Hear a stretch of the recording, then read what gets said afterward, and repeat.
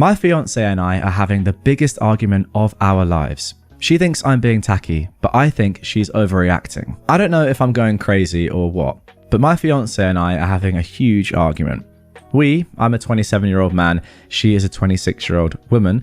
That is actually exactly the same as me and my girlfriend, interestingly, aren't even married yet. And we've never had an argument like this before in our entire relationship. I'm very invested in this to see what's going on. In my home province, engaged couples host a party before their wedding. People call it different things, a social or a Jack and Jill or a stag and doe. The purpose is for the couple to raise money. The couple rent a hall or some other venue. People pay an entrance fee and there are raffles and or games and or a silent auction. Family and friends of the couple donate the prizes. They bring food for a potluck and alcohol so drinks can be sold at the party. My fiancé says this is the tackiest thing she's ever heard of and doesn't want us to have one. She refuses. She said it's the height of rudeness to hold a party where the guests have to pay to attend, donate prizes and money, and bring the food and alcohol. It's common to invite people to this if you are close to them as friends, but not close enough to invite them to your wedding. But my fiancé almost exploded when she found out. She says there is no way we're having one, and we'll have the wedding and honeymoon we can afford. I don't know what her problem is. I've been to a ton of these in my life. Everyone I know who's gotten married has had one. My fiancé said they don't have this in her home province, and she's never heard of it before. I don't know if it's common in the province her and I currently live in or not.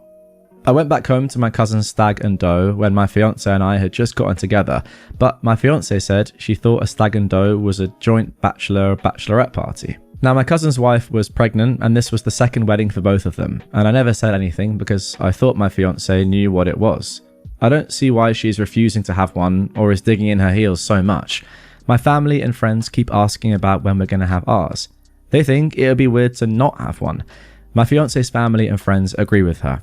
I swear, I've never argued with anyone about anything so much in my life, and it's really starting to get to me. I think she's overreacting, and I'm tired of arguing. This is a really, really tough one because I understand it from both perspectives. From OP's perspective, this is like such a normal, customary thing that his family have done probably for generations. Everyone does it. It's just standard. I get it. But I also understand it from your fiance's perspective, OP, because she's like, so we're asking people who we don't know well enough to actually invite to our wedding to donate a load of stuff, bring a load of alcohol, food, spend money on us, just for us. That seems sort of like predatory in a way. So I get that as well. I'm not surprised that there's been an argument, to be honest. Let's see what the comments say before getting into the update. I have no idea how this is going to work out. Somebody said, OP, you need someone to give you advice who comes from a culture where getting married is a community event, where the whole purpose is coming together and helping the newlyweds with money gifts to get started on their new life. Too many ignorant white people here, judging a custom I don't have myself in my culture, but I can relate to the spirit of it. Because on the wedding day, there's a ceremony where guests pin money on the groom and put golden necklaces or rings or other valuable jewelry on the bride. Your fiancé is ignorant to your culture. That's the problem. She is centering her beliefs as the norm and is not able to acknowledge that what she feels like is tacky is a well-known tradition that you seem to value, and I do too from what you've described. Your fiancé should come down from her high horse and have a talk with you as to why she is so ignorant to your tradition, and you guys need to have a talk about traditions you value, especially with raising kids if you plan to have any, and traditions she values, and to see if you have similar values. Quite strong. Not 100% sure I agree with all of that, but fair enough overall. OP replied to this saying, my fiancé and I are both white, we're Canadian, and both sets of her grandparents and both sets of my grandparents immigrated here from Scotland.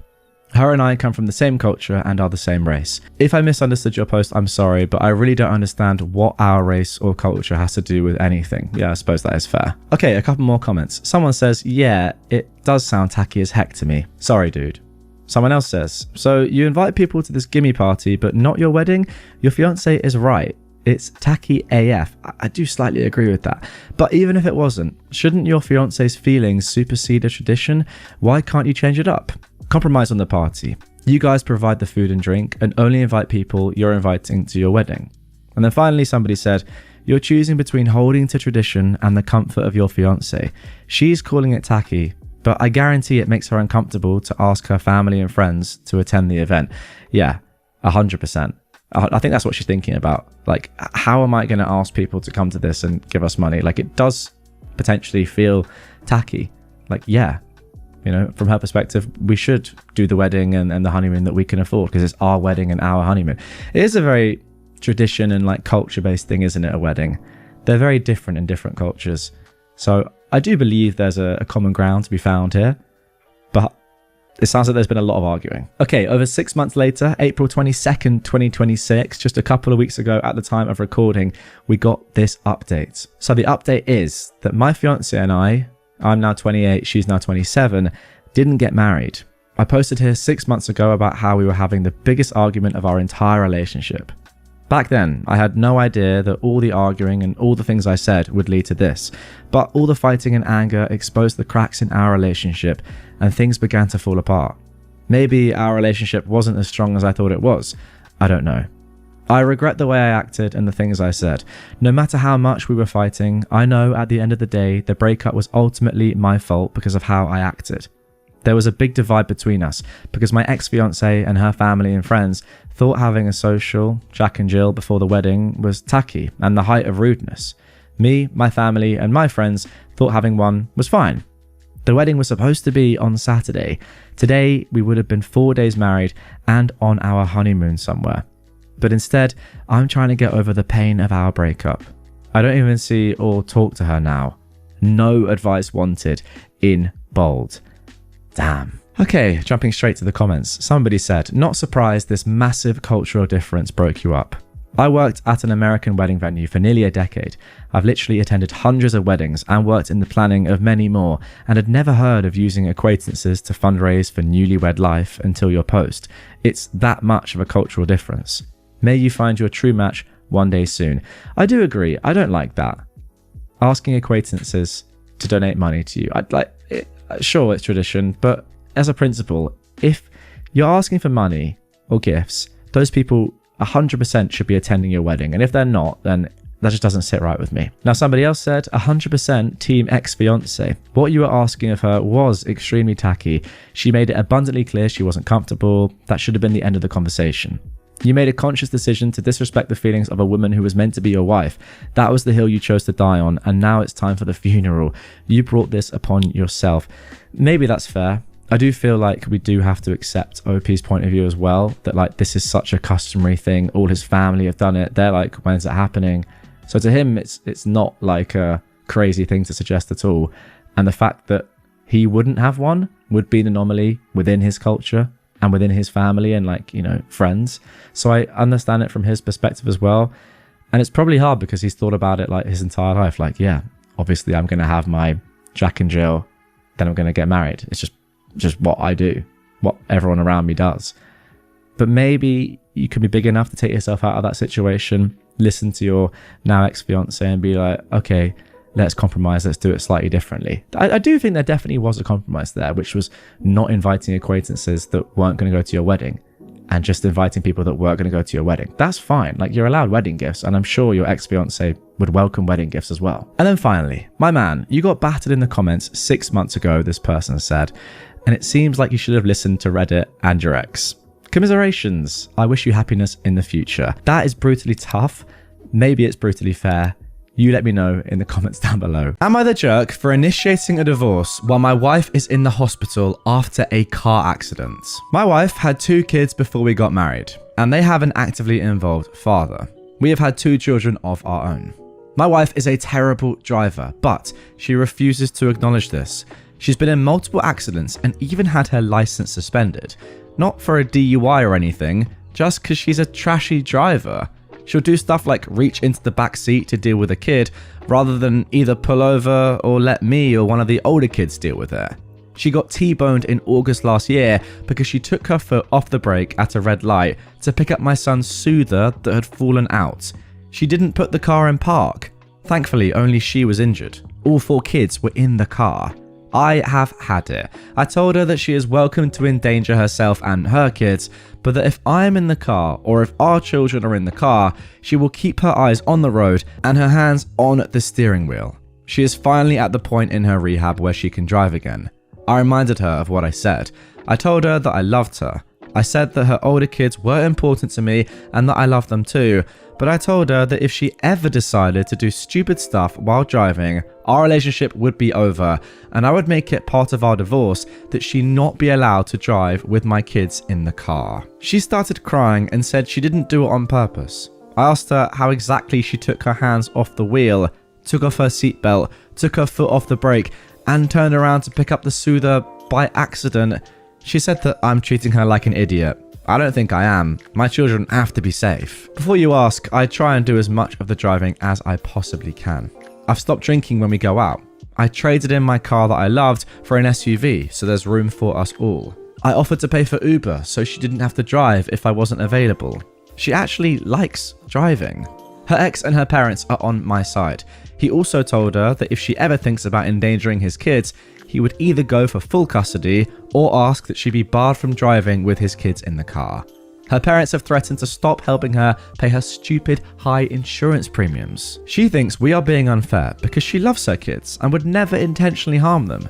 She just loses concentration when one of the kids needs something and doesn't think to ask for help. Alright, let's get straight into the comments with this one because I've got to say, although the title sounded pretty bad, it makes complete sense when you read what OP has said. However, a commenter has said this, which I think is a fair point. The part that I'm hung up on is when you said, you don't care how she drives with her kids or if she's alone.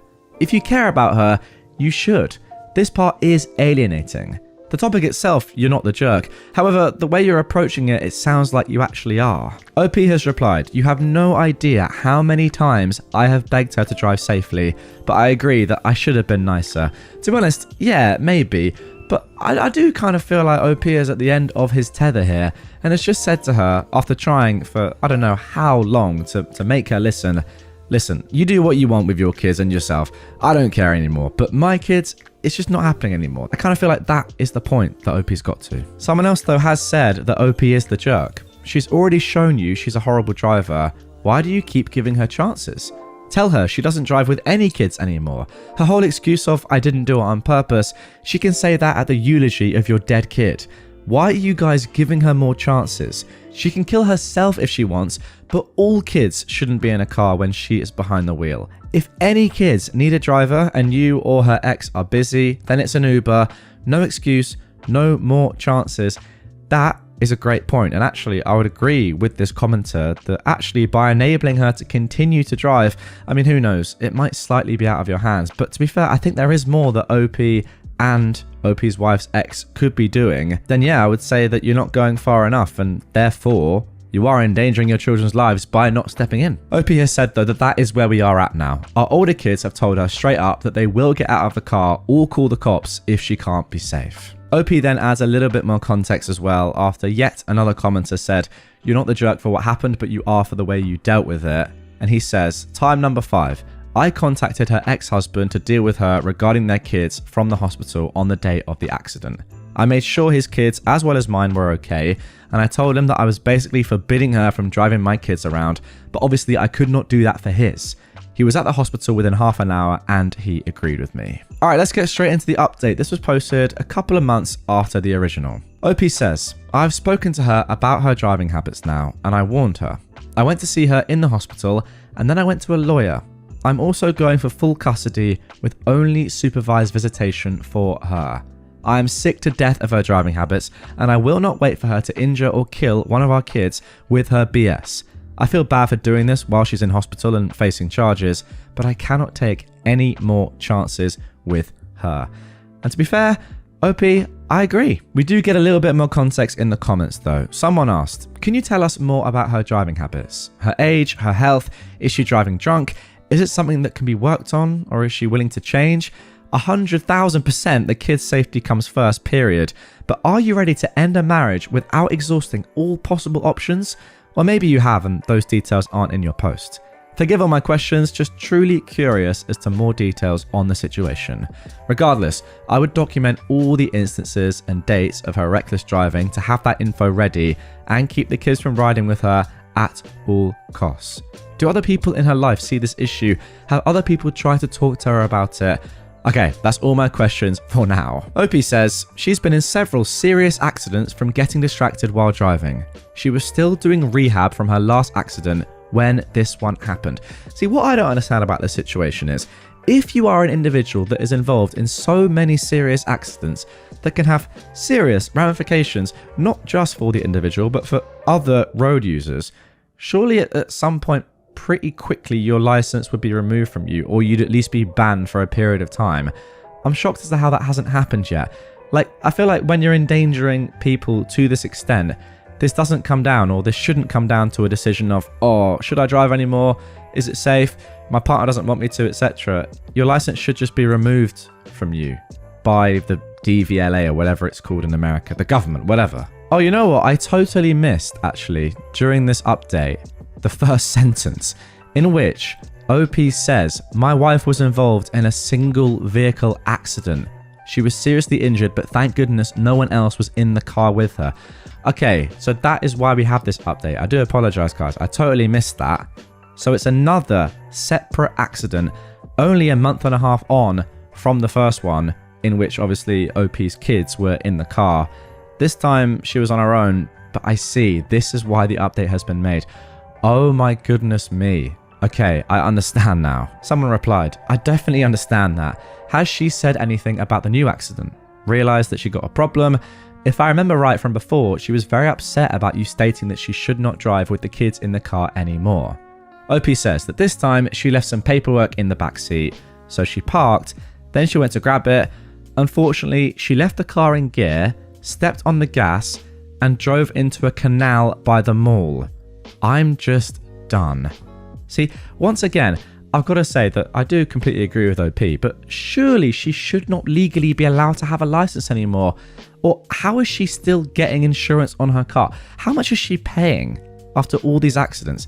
I just don't understand how this is possible. Hang on a second. Let me jump on Facecam. Like, at this point, isn't it just abundantly clear that this woman needs to have her license revoked immediately, or else somebody is going to die? I don't know how someone hasn't died yet. It's just unbelievable. The most likely suspect, of course, is this person herself, but then her kids, and then any other road user. Like, this has to happen before somebody dies. Like, forget about divorce for a second. Get her license removed, or somebody literally is about to die. So yeah, if any government officials are watching this, or anyone involved in the driving authorities system that exists in whichever country this is. Now, obviously there's a lot of specifics there that I haven't mentioned because I don't know them. So good luck finding out this person, who she is, the car she drives, etc. However, I will say to you, if you are watching and you know what's going on, which you obviously don't because it's impossible to know, but go with me, get this woman off the road. Simple as that. I mean, that just has to be the only conclusion to the story. I don't even care about divorce anymore. Just stop her driving at once. Maid of honor kicked out of wedding on wedding day. Things escalate. This was originally posted on May the 31st, 2024. This was originally posted on May the 31st, 2024 with the title, I tried to warn the bride that her bridesmaid dresses wouldn't work for me, but she insisted, and now she's annoyed because I look like the bride. I'm supposed to be the maid of honor tonight for a wedding. My husband is the best man, and we've been friends with this couple for a long time. The problem is that now I'm being kicked out for being black, and my husband wants to step down as best man because of it. It's causing a whole thing. To clarify, because this is important, the bride is not racist in any way. She's just kind of dumb for refusing to listen. My skin color is the issue, but not because she has a problem with it overall, just because she didn't realize that my skin would make a dress look different on me than on others. She's had this vision for her wedding forever, apparently. Her bridesmaid dresses are nearly identical to her wedding dress in style, except a different color. And on the bridesmaids' dresses, the detailing stops at the waist and they're not laced up in the back. My dress as maid of honor is an exact carbon copy of hers, just in the other color. Now here is where it gets to be a mess. She picked this color the company calls morning grey for her bridesmaid dresses. Morning grey, for anyone wondering, is like a soft pastel grey that's pretty much a shade of white. On the other bridesmaids, the dress absolutely looks grey. A very soft, very ethereal grey, but a grey nonetheless. All the other bridesmaids are also white. I'm not. I'm not only black, but as I've been to the beach for another wedding this year, I'm darker than I normally am. Against my skin, the dress undeniably looks white. Like the only way you can tell mine is actually grey is if I'm standing directly next to the bride and the dresses are side by side. then you can see that mine is slightly grey and hers isn't. Now the bride ordered all of the dresses and picked the colour herself. I tried to tell her she should order mine in a darker shade of grey because I've been down this road before where I've been accused of wearing white at a wedding because the dress I wore looked white in the sunlight even though it wasn't. She insisted that she had her cousin try it on and the colour was perfect and you could easily tell it was grey. I tried to explain to her that her cousin is the colour of printer paper and that it would look different on me, but she was unwilling to have her, quote, vision modified. Now she's annoyed at me because it's clear when it's hanging with the other dresses that mine is the same colour as the other bridesmaids. She's decided the only option is to kick me out of the wedding so I don't upstage her. However, she wants me to give my dress to one of the other bridesmaids, which I said was fine as soon as she reimbursed me the money for it. It was $350 compared to the rest of the bridesmaids who paid about $125. But then one of the bridesmaids promptly pointed out that none of them could even wear my dress. I'm not huge, but I am incredibly top heavy. I wear a 34H bra, which is part of why my dress was so much more expensive than the other bridesmaids. The other part being the extra detailing. So none of the other bridesmaids would be able to keep my dress up even if the lacing was pulled as tight as it would go. So now she's decided that I've ruined her perfect wedding. She screamed at me and told me that not only am I not in the wedding, but she doesn't even want me to attend as a guest, which annoyed my husband, A, because she was warned. I even sent her photos of a dress that I wore that was almost the same colour to a different wedding, and B, because he doesn't want to attend a wedding we travelled for without me, and he thinks it's BS since she insisted on that dress colour. Okay, so there we go. That is the original post. And before we get into the thoughts of some other people on Reddit who have commented down below, I just have to say a few things myself. First of all, are you 100% sure that the bride isn't actually racist? Now, I know you've said she isn't, but just based on a few things that I'm reading there in the first post, and I'm not talking about her saying, the bride saying that you need to leave because the dress doesn't look the right color on you. Not even that, just the tone and the way she was going about what eventually happened, as in not even inviting you to the wedding after all, even though you're meant to be one of her closest friends and were going to be the maid of honor. Like you could still just come as a guest, right? I don't know. Very, very strange behavior. Also, the fact that she's asking to replace you with someone that is white or lighter anyway. I mean, you can say it's not racist because it's about the color of the dress. It sounds pretty racist to me. I don't know. There are ways to go about it which would make her seem less racist, is all I'm going to say. I mean, overall, she just does seem like a terrible person, to be honest. But yeah, let's see what the comments are saying. It's worth saying as well that you did absolutely nothing wrong here, OP, at all, and the way you've been treated is horrible. Okay, so somebody said, you're not the jerk, you did nothing wrong, and I'd fully support your husband stepping out as well. Neither of you are ruining the wedding. The bride did that all on her own. What an absolute... Ugh, never mind. Also, you say she isn't racist, but this comes across as someone who might just be a little. Like someone who screams, I don't see colour, or who says, I can't be racist because I have friends of colour. Well, lady, your behaviour tells otherwise. And you, OP, you deserve so much better than this. Somebody else said, OP went out of her way to say her, maybe former, friend isn't racist, but this sounds pretty racist to me.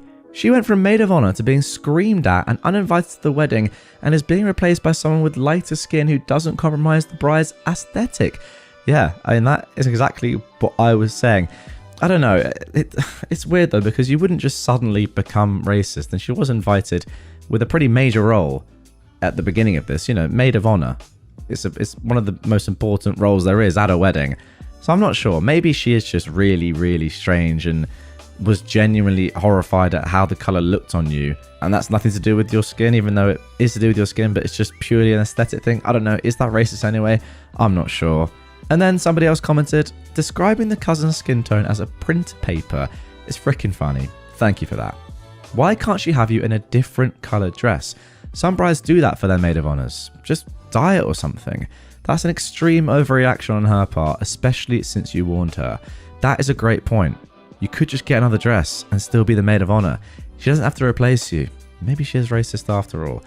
The comment continues, you're clearly close since you're her maid of honor, so you'd think she'd trust what you look like in a certain color, but Bridezilla clearly lost their marbles. I'm thinking you dodged a bullet on this one, and hubby will too once he dips, but there has to be other solutions than straight kicking you out.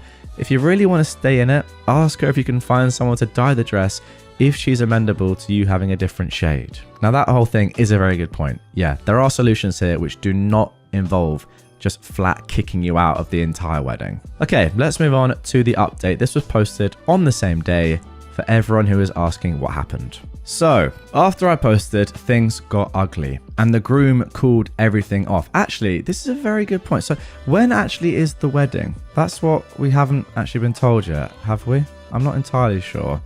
But yeah, maybe this is the day before or the week before, but the wedding seems imminent. I initially offered to dye the dress since I was the only person not getting my hair done. My hair's been damaged more than once by stylists who don't know how to handle the texture, so I'm very limited in who I will let do it, and instead I usually do it myself. The groom thought this was a great idea, and even offered to pay for the stuff needed to dye it and let me use his parents' place to do it. While he went to go talk to his parents though, my now ex-friend nixed that, because then I would stand out even more. So I asked what she meant by stand out even more, and a whole lot of truth came out. Apparently, she initially hadn't wanted me in the wedding at all, but her ex-fiancé is one of my oldest and best friends, and my husband was, note the past tense, one of hers. That's why we introduced them to each other in the first place, because we thought they would hit it off, and they did. Anyway, because my husband was the closest thing she has to a sibling, she really wanted him to be the man of honor at their wedding. And initially, the now ex-groom said that was fine, and he would just have me as a best woman so things would look balanced, and two men didn't have to walk down the aisle or whatever.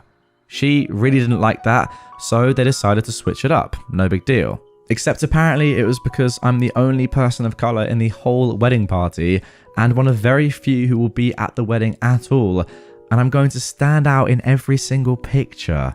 I asked her, what about the groom's parents? The groom is white, but he's adopted by a black couple and is quite close to both his biological and adoptive parents. But if you ask who his parents are, he always says the people who raised him. Her theory was that his biological parents would be in the pictures and not his adoptive parents. Oh my goodness, I'm only laughing because it's so insane. Well, when the groom came back and heard this, he flipped out, and then she said the dumbest thing she could have. Apparently, quote, "It's not his fault, he had no control over who adopted him, and the pictures should just be," another quote, "real family." Well, at that point, the groom had heard enough and told her that they were his real family, and he couldn't believe she'd say that. She was not the person he thought she was, and he was not marrying her. She gets annoyed and tells him he's being ridiculous, but his parents can be in some of the photos, and they'll take some without. He tells her again that he is in no way, shape, manner or form marrying her after what he heard, and in fact he wants nothing to do with her. She gets upset and says, well, she's at least going to go have fun at the reception. He reminds her that he and his parents paid for everything, including the reception, and she is not welcome, and he will be informing the security of that fact. The bride runs off and tells her parents what he's saying and doing, so they come out, all guns blazing, and confront him, but apparently she didn't give them all the facts because when he laid it out for them, they were appalled. Her father literally tore her a new one, talking about how she was not raised that way, and he couldn't believe this was the person she'd become. They apologised to the groom, offered to pay for half of the wedding, and they left with their daughter. So, we spent the afternoon with the groom, several of the bridesmaids, and all of the groomsmen, who were all equally shocked by her behaviour. I'd say we were consoling the groom, but we weren't. He was too busy ranting about dodging a bullet. Last night, we went to the reception, partied until like 3 AM and had a great time. As for the dress, I have an event later this summer and I'm going to dye the dress and wear it for that. Alright, let's just get straight into the comments. Wow, I cannot believe what I've read. Someone said, "I'm sorry that you all had to find out that she was a horrible person, but thank goodness it was discovered before the wedding and before kids." I agree. There is a silver lining in this, and I feel like the groom-to-be explained and accepted it very, very quickly. He's actually in many ways fortunate that he found out now. Now, obviously, it's not ideal to find out that the person you're about to marry is a disgusting racist, but at least you find out before you tie the knot. Fair play to him for having that mentality so soon after that event. But anyway, let's carry on with this comment. The ex must be breathing a sigh of relief, but how is your husband doing? You stated that your husband is the closest thing she has to a sibling, so he must be a combination of furious and heartbroken. I'm so glad though that you all had a blast at the reception, and I hope that everyone was also petty enough to share the heck out of the pictures on their socials with a caption, something like, living their best life now that the trash has been taken out. Best of luck to your friend. OP replied to this 2 days after the wedding. My husband will probably be sad later because they had been friends for so long, but right now he's just disgusted that he was friends with someone who thought like that. Like, she was at our wedding. I think furious and heartbroken is absolutely accurate. So there we go. I guess I was right with what I first said after the original post. She was racist after all. Isn't that a great thing? Wow, predicting a racist. Just not sure that's good, but yeah, it was, to be honest, now that I think about it in hindsight, pretty obvious based on some of the things that we saw in the original post that this woman was almost undeniably racist. You guys just hadn't explicitly found out yet. Just reading some of the comments down below now as well on the post that's all been put together with the updates. Someone quoting the original post to clarify, because it's important, the bride is not racist in any way. Then saying, she's going to be a big fat racist, isn't she? Yes, you are correct. I mean, can we just talk for a second about what she said about the groom's bio parents being allowed in photos, but his adoptive parents not being? Gosh, just actually insane. It is weird to me that you get this far in a relationship, you know, be engaged, be ready to go at the altar almost, before realizing that the person you're about to marry is so racist.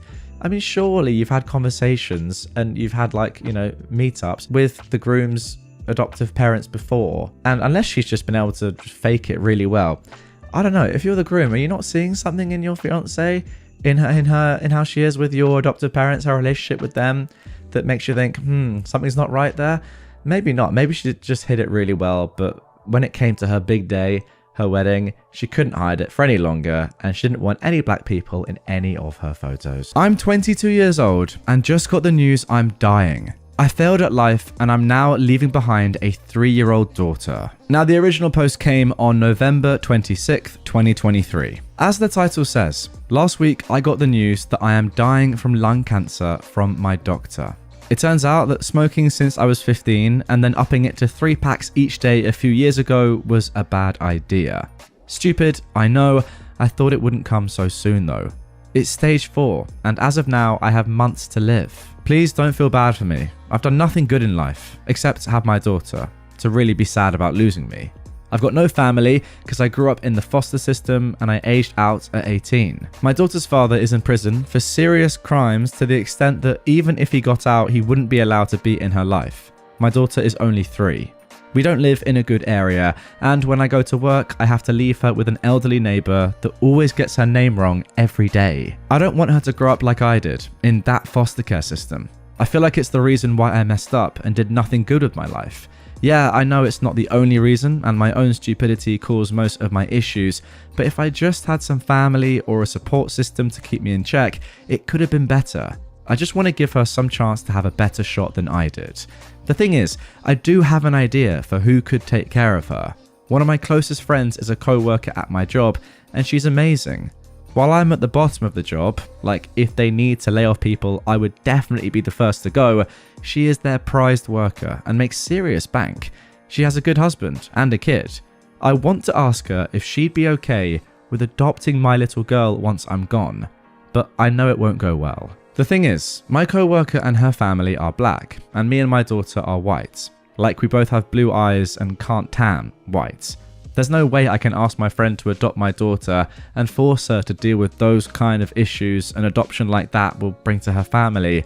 But then that just leaves my little girl to grow up like I did, in a trashy system with only a will of about $1,000 to help her and a necklace my mother had that I'm going to give her. I don't know if I should bite the bullet and ask my close friend if she's willing to take my daughter, or just suck it up and try to work as hard as I can to get as much money into my will for my girl.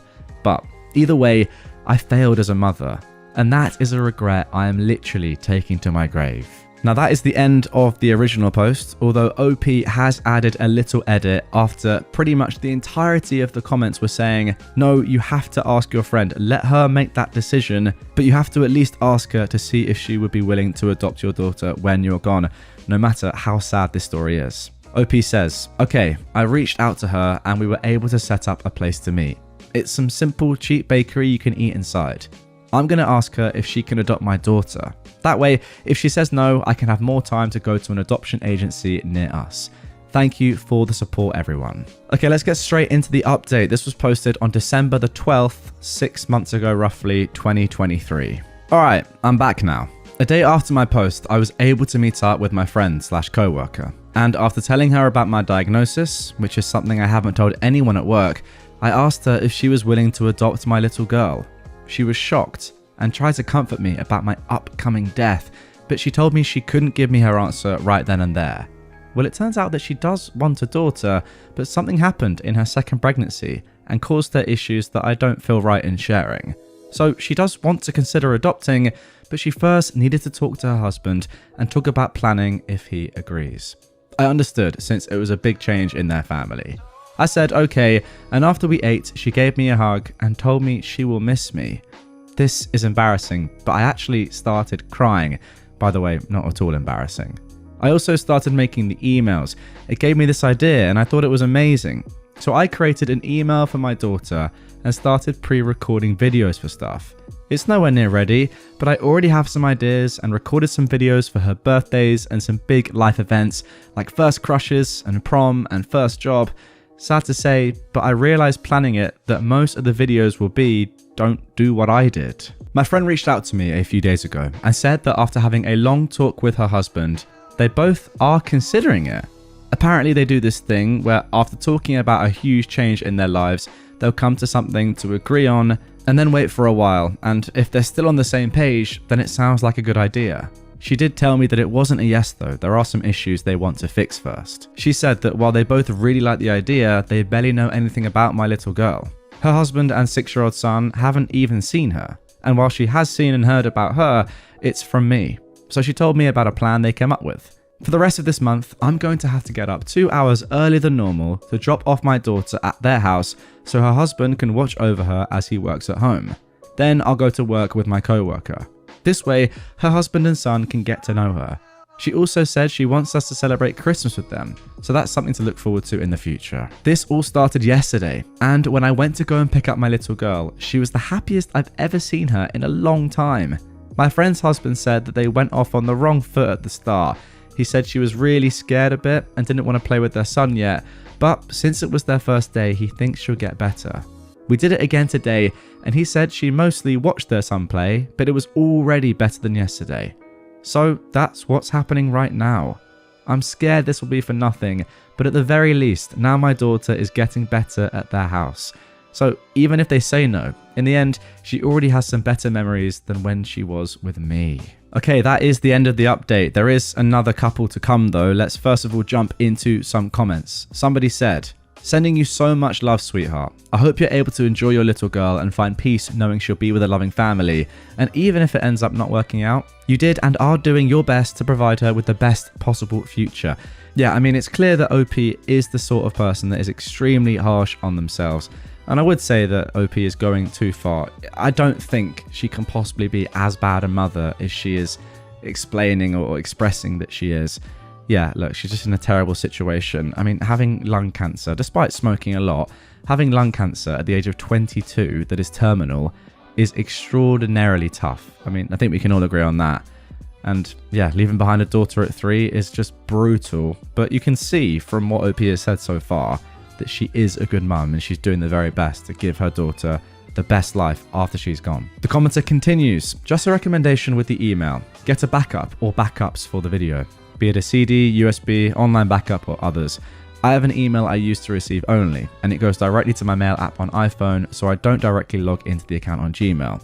Well, I got an email some time ago that since there's been no activity on the email for a few years, the account will be closed in a few months.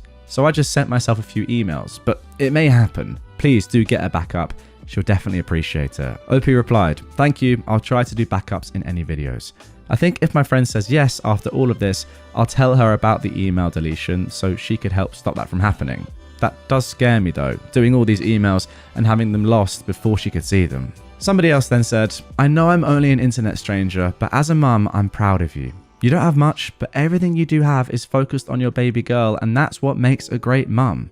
One thing I will say to add to the email idea If you can, grab some loose sheets of paper or a small notebook and write down your favourite recipes, including all the things you add that make it something only you've made. Give that to her, because one day she'll be happy to say, "I made my mum's food." Write down little happy things you come across in the time you have left, not in email form, but in your own handwriting, because you'll treasure that in years to come, and it's a tangible link to you.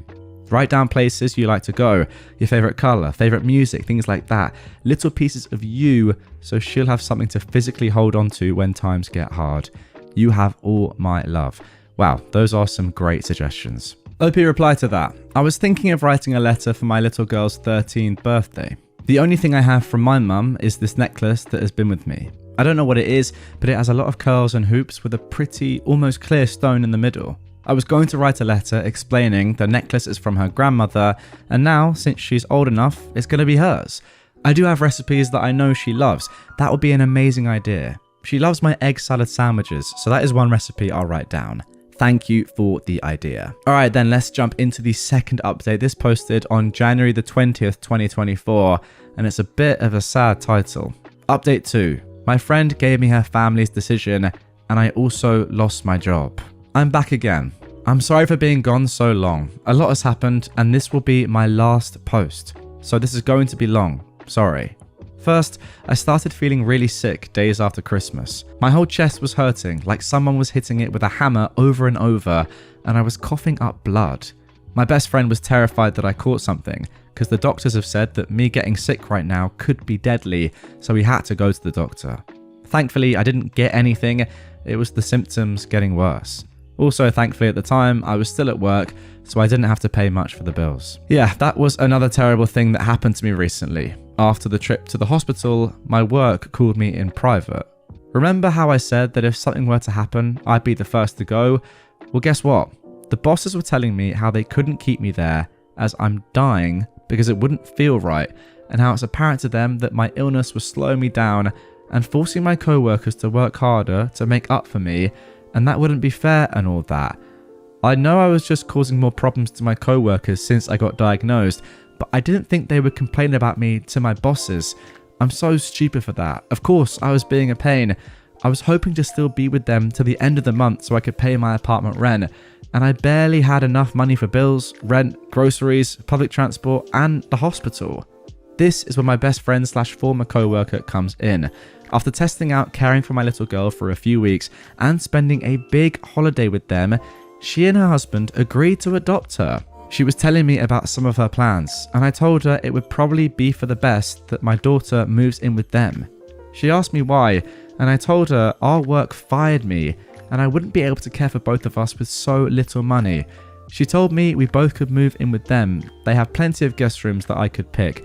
I actually cannot believe the 3 paragraphs I've just read there, guys. I'll wait until the end of the update until I give my thoughts. But oh my goodness me, this is just 100% illegal. Anyway, let's carry on and get to the end of the update before I actually explode. What have I just read? Okay, OP continues. I swear, I tried to say no. Her family was already doing so much for us. I felt like this was too much. She told me I could be a huge help for them living there during my last months. Her husband could use the help looking after her as he works. I can help them decorate and fix up her new room, show them the foods my daughter likes to eat. So I promise I'm not going to be a bother to them, and we are hard at work getting the needed papers together for the adoption after I'm gone. Besides, me living there could help my little girl become more comfortable in her new home. And guess how rich her family are? They have a personal family lawyer. When I haven't been feeling sick, we've been working with him to make sure the adoption goes through. Okay, maybe also get that lawyer to have a word with your bosses that fired you because you were ill.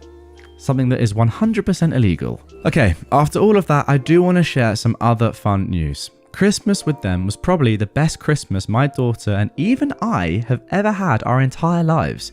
My friend's family had like 5 Christmas trees in their entire house. 5? I mean, that's too much. 1, good amount. 2 or 3, that's quite a few. 4 is getting a little bit silly, I'd say. 5? Wow, they really must be rich. Thanks to my friend, I was able to make a really special Christmas gift for my daughter. A Build-A-Bear. Well, it was really a bunny, but still.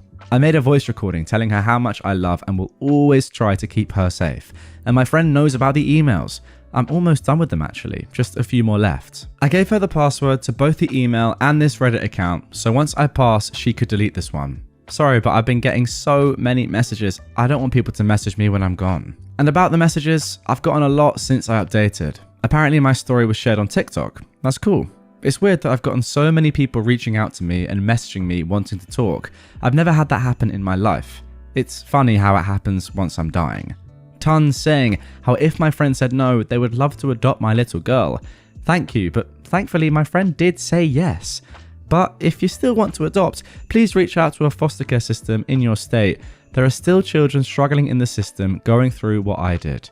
Give those kids the life I could never have. I've also had some people saying how they would love to pay me money to help. Please don't bother. Sorry, but it feels weird accepting money. My whole life I've worked for everything I've had, so it feels wrong accepting money and help from strangers just because I'm dying. This actually makes me go back to the title of the post in its entirety. Just want to remind you guys of it. OP says that she failed at life. I mean, it's so like self-deprecating in the worst possible way because it's just not true. It's just not true at all. Anyway, let's carry on. OP says finally that she does want to address a few messages that she's gotten about race. Most were about why I cared about my friend's family and me and my daughter's race being different. It wasn't a lot, but a few called me a racist for caring about that. I want to say that my nerves about that isn't because I think me and my daughter being white makes us better than my friend or anything. Far from it. I've seen a lot of stuff in the system and talked with other kids of different races, and those kids of different races were put into care with people who were also a different race from them. They would tell me the problems they face from the parents. Not that I'm scared my friend will do that, but also from the outside world. Being called names and insulted. One kid told me how she got screamed at by some older lady at a restaurant, and the parents did try to get involved and it got into a nasty fight. So yeah, I was scared her family and my daughter would face the same bigotry the foster kids I knew from before faced. But I can't let my fears about some bigots ruin my daughter's chances. Anyway, this will be the last time I'm going to probably post on here. I don't want to waste my last days. I've thought about taking up painting again actually. I used to paint when I was in high school before I dropped out. And once in the same school, we read a classic book about a world where books are banned. I don't remember a lot from the story, but I do remember at the ending when a character said, "You didn't waste life when you make something to leave behind." That always stuck with me. I want to paint something. Maybe my friend could hang it up or keep it in their attic, but as long as I've left something behind, my life wasn't for nothing, right? I also need to help my friend's family and my daughter settle into their new lives.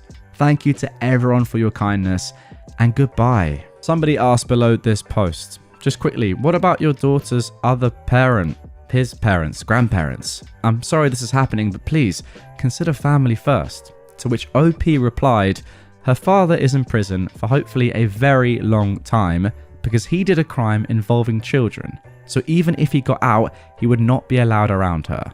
Not like I would want him to. Also, my parents are dead. Okay, now I said that before we get into the final update, I simply have to talk about what I've just read there. In relation, especially, to your old work saying or choosing to fire you because of your illness. Now that has to be illegal in so many ways. You're just not allowed to do that. I mean, unless you are and I don't know about it. In the UK, I know 100% for a fact that is illegal. You are not allowed to do that. If somebody has cancer, you cannot fire them. That you would get sued for so much money. I mean, maybe you'd even go to prison. I don't know. It's just illegal. So yeah, please, but I know it's kind of not that important to the story, but you simply have to ask this lawyer to get involved there and help you out. And, you know, because if you get a lot of money from this and you do successfully sue, then obviously that will help your daughter's future. So, I mean, I just couldn't believe that. Surely that is illegal in America if this is where that takes place. I mean, look, guys, let me know in the comments down below. That was unbelievable when I read that. Now, for the story as a whole, I mean, it's just so incredibly sad, and we are going to get into the final update just in a second that was posted just a few days ago at the time of recording in June, actually on June the 12th, my birthday, which actually makes this even sadder. We'll get into that.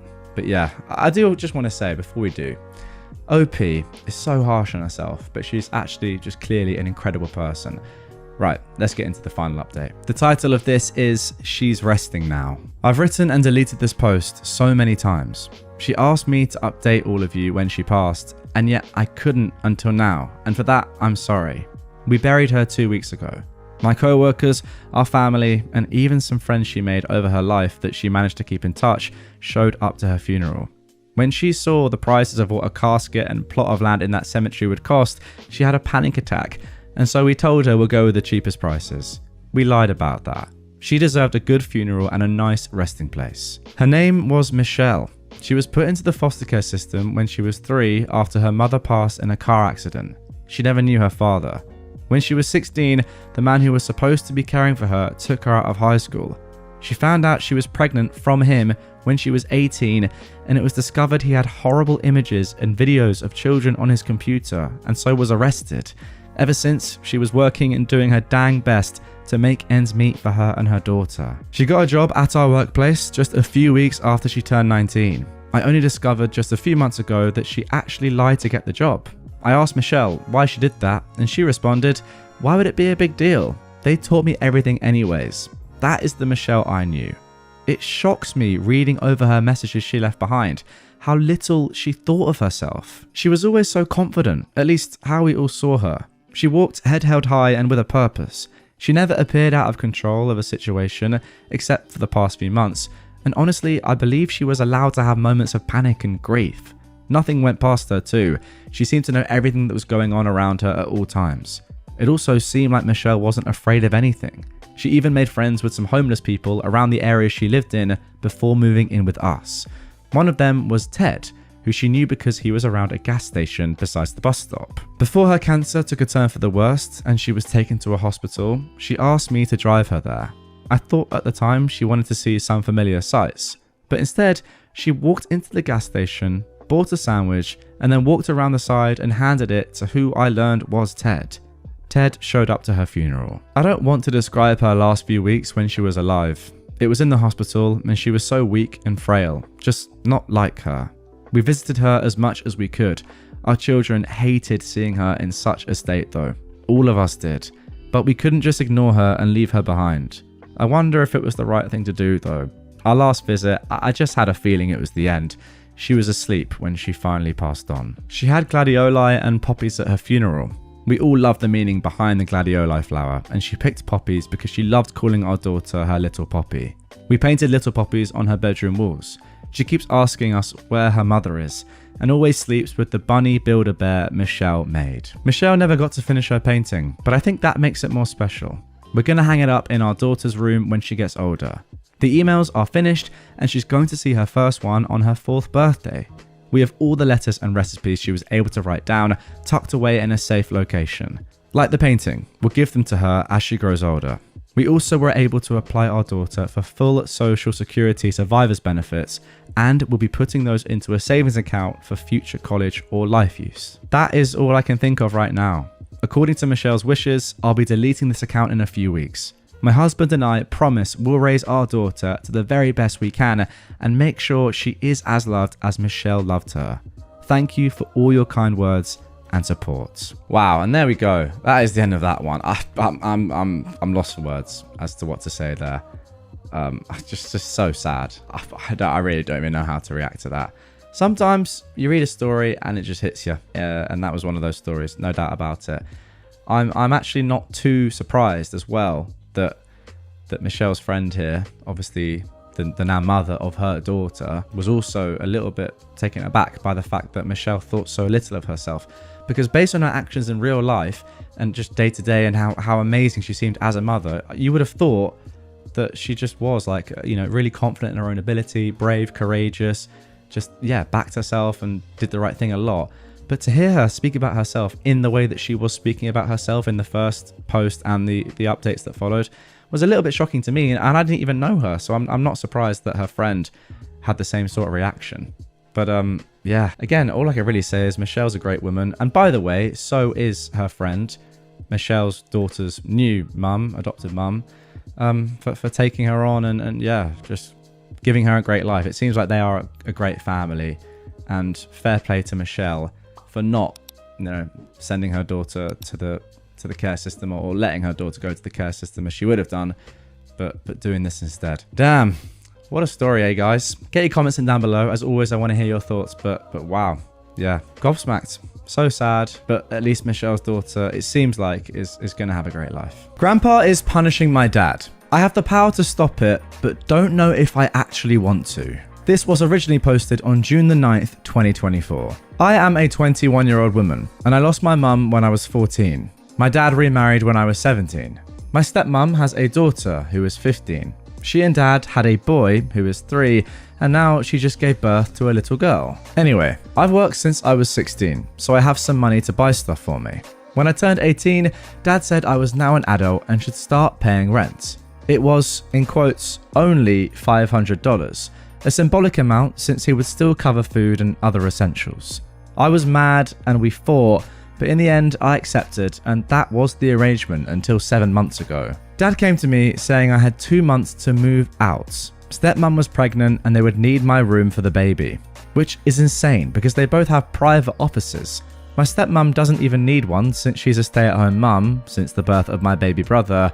Nonetheless, they told me I had to move. By the way, just an addendum, me and my stepmom get on fine. We don't fight or bicker. I don't think this was an evil stepmom moment, but who knows. Me and my stepsister are actually pretty close. I help her with homework and talk about her personal problems. I actually love her very much. So back to the story. I didn't know what to do. I'm going to college. I want to be a civil engineer and I work part-time. I don't have the means to live by myself. I called my aunts, asking if I could move in with her for the time being, until I figured something out. And I offered to pay rent and all. She was aghast at what dad was doing. She said I absolutely could live with her. No rent needed, but also said she was going to deal with my dad. The next day, Grandpa came to our house, and they talked privately. I could hear my dad's angry voice, but I couldn't understand anything that was being said. After a while, Grandpa came to my room and said I had 3 choices. The first was to continue living with my dad and stepmom like I was doing. Nothing would change, except I wouldn't pay rent anymore.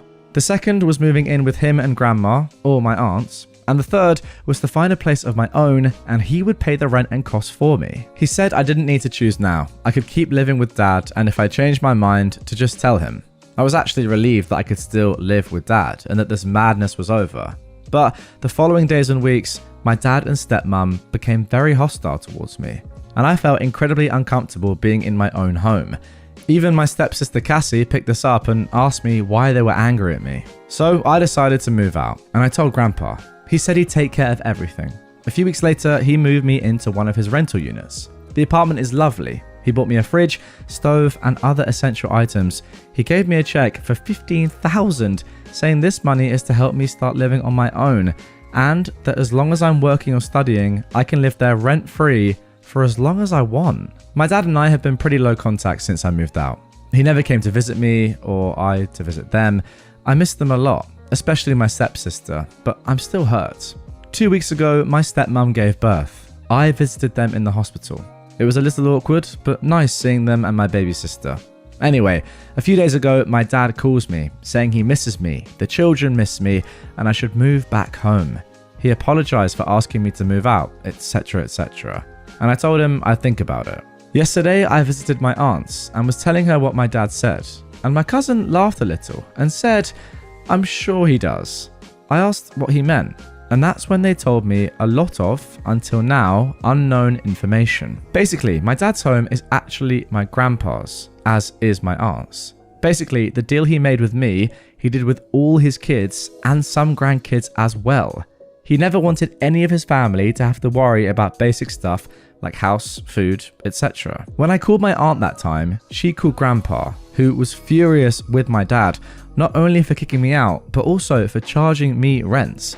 That day, he went to my dad's and tore him a new one and threatened to have him evicted. But now the petty part. You know that $15,000 Grandpa gave me? It's actually what I paid dad in rent all that time. And now he's making dad pay him back. Also, he's charging dad $1,200 for the rent lost in the apartment that I'm living in. Call me dumb or naive, but until now, I never realized my dad didn't make that much money. We lived in a great house, always went on vacations, and lived very comfortable lives, but I guess Grandpa has always been helping behind the scenes. Now my cousin thinks that dad is struggling, with 3 kids at home, a single income, and having to pay it back to Grandpa. So he says dad wants me back because he imagines that grandpa will stop punishing him if I'm back living with them. Honestly, I don't know what to do. I'm actually loving living on my own these past 6 months. But I do really miss them. I miss my siblings. I miss the life we had before all of this. But I don't know if moving back home is the right answer. And also, I'm hurt that the reason he wants me back is money. Honestly, I just wanted to vent. Okay, so that is it for the original post. Before we get into the update of this one, let's first of all have a look at some comments from people on Reddit left down below. Somebody said, and I completely agree with this, stay right where you are. You can miss them and love them from afar. Go be with your grandfather and your aunt's family. They seem like the real family. Also, try to go and see a therapist. I'd add on this as well, that you don't have to never see them. You can just go and visit them. But yeah, I agree with this comment. Don't move back in just to appease your dad and help him out financially when he's tried to ruin you. Also, if you want to just go and see your stepsister or your stepmom even and not see your dad, you can do that as well. You don't have to move back in, and you definitely shouldn't. OP replied to this saying that is the weird part, the fact that he doesn't want me, he wants the money. Because I know this, but also it's difficult to see my dad that way. These past 6 months, I wondered why he kicked me out, if I'd done something. Now I'm thinking, was it all about money? Somebody else commented, how about starting new traditions with your aunts and grandparents? They love you and want you around. And OP replied, yeah, they've been great. I visit them whenever possible. Grandma isn't in the best of health, but she even came to visit me on my birthday. I'm very lucky to have them and their support. And thanks for the kind words. Somebody else said, also, I have a feeling that your grandfather would be unconvinced to change the rent that your father is paying, even if you were to move back. He's charging your father to make a point, not to actually cover your expenses.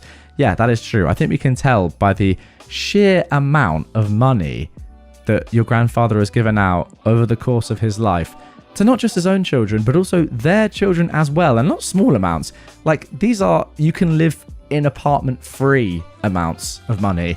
It's pretty crazy what your grandfather's done, to be honest. But yeah, this clearly is not about the relatively small amount of money that he's asking your dad compared to what I imagine is his net worth. OP replied to that saying, it makes sense. I've been reading what people say and I'm more comfortable with staying where I am. I feel less guilty. Maybe I should talk with Grandpa about it to hear his side. I now realise I've been too sheltered from information I think I need. Alright then, let's get into the update. This was posted just a week later on June the 17th, 2024. I wanted to give you guys an update since you've all been so helpful and kind to me. I was so overwhelmed by the support you gave me. Thanks 1,000 times. Before, I'm just going to answer some questions people had. My aunt and grandpa are from my father's side of the family. My mum's side, unfortunately, I don't have too much contact with. My grandparents have passed away before mum. I have uncles and aunts I see once in a while, but they don't live close. I also have 2 other uncles from my father's side, who I'm close to, but not as near as my aunts. She was my rock when mum died. I consider her a second mum. My stepmum knew about the rent I was paying. It was implied that my stepsister would need to do the same when she turned 18. But I don't know if she knew that dad didn't own the house or the extent of how much grandpa has financially helped out dad. So on to the update. Monday, the day after my post, I called my dad and said I've decided to not move back in. I didn't mention anything that I was told, just that I was well settled here and moving back seemed like a step back. But I also said that I wanted to keep in contact with them. They could invite me for dinner whenever they wanted, and I also said I'd love for my stepsister and brother to be able to spend time with me here at home. That is perfect. That is literally exactly what I was saying. You don't have to move back in to spend time with them. Good solution, OP. He was disappointed, and I didn't feel any angriness in his tone at least, but he basically said we'll see, and left it at that. I was also disappointed. But then, Friday he called me, asking me if I wanted to have lunch on Sunday, which is today at the time of posting. I said I already had plans with Grandpa and Grandma.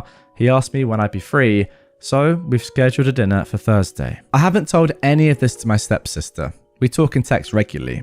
She also hasn't heard them talking about me, but she did say that her grandma, her mum's mum, is there to help with the baby and is being incredibly annoying.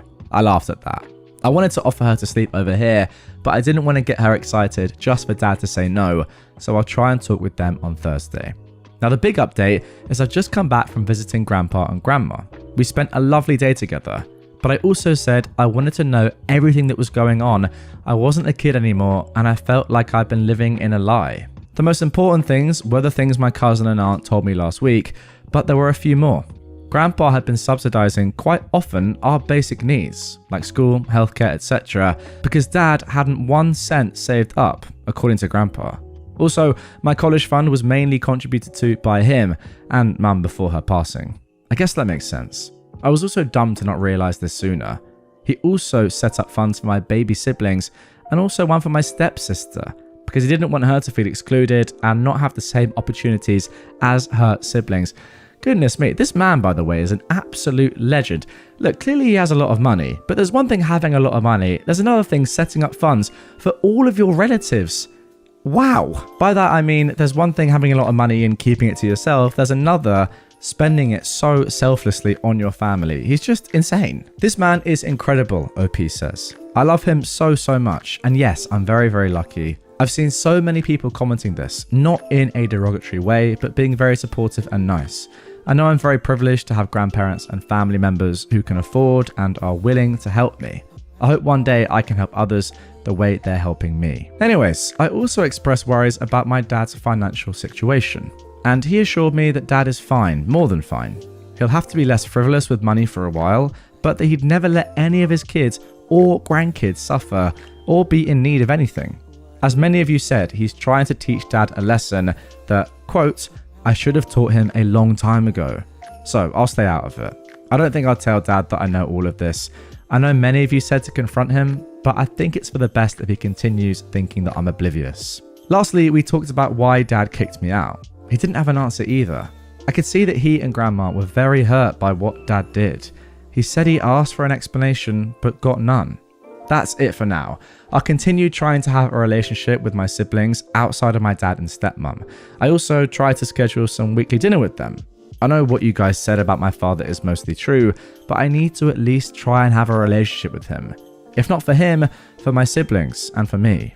But don't worry, I won't let him hurt me anymore. Okay, that is it for the post. Now, before we get into my thoughts on this entire thing, and let me just say, guys, I have some incredibly strong things I need to say about OP's dad here. First of all, let's have a look at one final comment. This user said, your grandfather is the GOAT. I wish I could have had someone like him in my life. I still think that your dad is trying to erase his last wife / your mum from his memory, as I've heard about such things all too often, although maybe not consciously. I'm not sure at this point if he is being honest. I hope things go well for you. Now that's an interesting point that I hadn't thought of. Maybe this commenter is right. Maybe your dad is consciously, subconsciously, whatever, trying to get rid of any sort of memory associated with his late wife, your late mum. I'm not sure though. I'm not sure if that's not giving him an easy out. Now, the more I think about it, guys, I'll be honest, I just do think that is letting your dad off far too lightly, OP. What is he doing? First of all, he is completely throwing back what his dad has given him into his dad's face, right? You get free accommodation, free help with, loads of other stuff, food, basic amenities, healthcare, etc. Your kids have a fund made for them as well. And then your dad is offering your children free housing as well as that. Yet you're not grateful for that. Instead, you're trying to make money off of that by charging your own kid rent for a property that you don't even pay for at all, isn't in your name, and that, you're living in for free. It's just so weird. So you're profiteering off of your dad's property at the expense of your kid. What are you doing?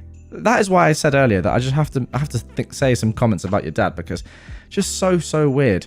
Now, maybe this last comment that I've read is what's actually going on, and he is just trying to get you out of his life. If so, then I also think that's his complete issue as well. It's not your fault that his wife died, is it? That your mum died. Surely at that point as well, you'd come together and if anything, form a stronger relationship, given that someone that you guys love so much, that was obviously an integral part of your life, has passed away. I don't know. I just don't think that can be right. I just think he is just a very weird person. But thankfully, your grandpa's come an absolute clutch. I mean, it's just literally dishing out cash to everyone. What's that meme? Is there a meme of just someone just doing that? Or just someone with the money gun?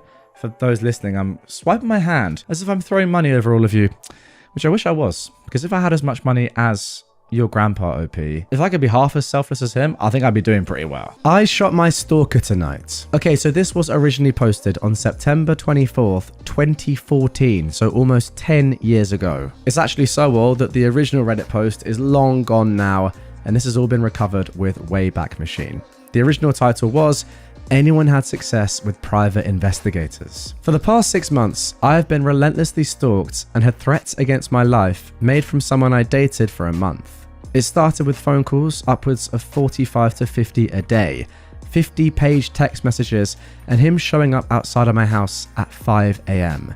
When I wouldn't comply or feed the negative attention, I began to receive threats, claims that he would murder me and get away with it. All he'd have to do is flee the country, telling me he shouldn't have to force me to be his friend or give him another chance, or else. Every time I blocked his number from contacting mine, he would then call me from different ones, try and pretend to be other people, or have his friends or sometimes even random strangers he'd ask on the street. I once scared an unsuspecting guy half to death after informing him that the person who had just told him to call me was actually stalking me, and I sent him proof. He ended up calling the police on him. He fled, of course. After about 2 months of that, I was evicted from my apartment building due to my neighbours no longer feeling safe because of his looming presence. That is awful. So you were the one evicted? That is insane.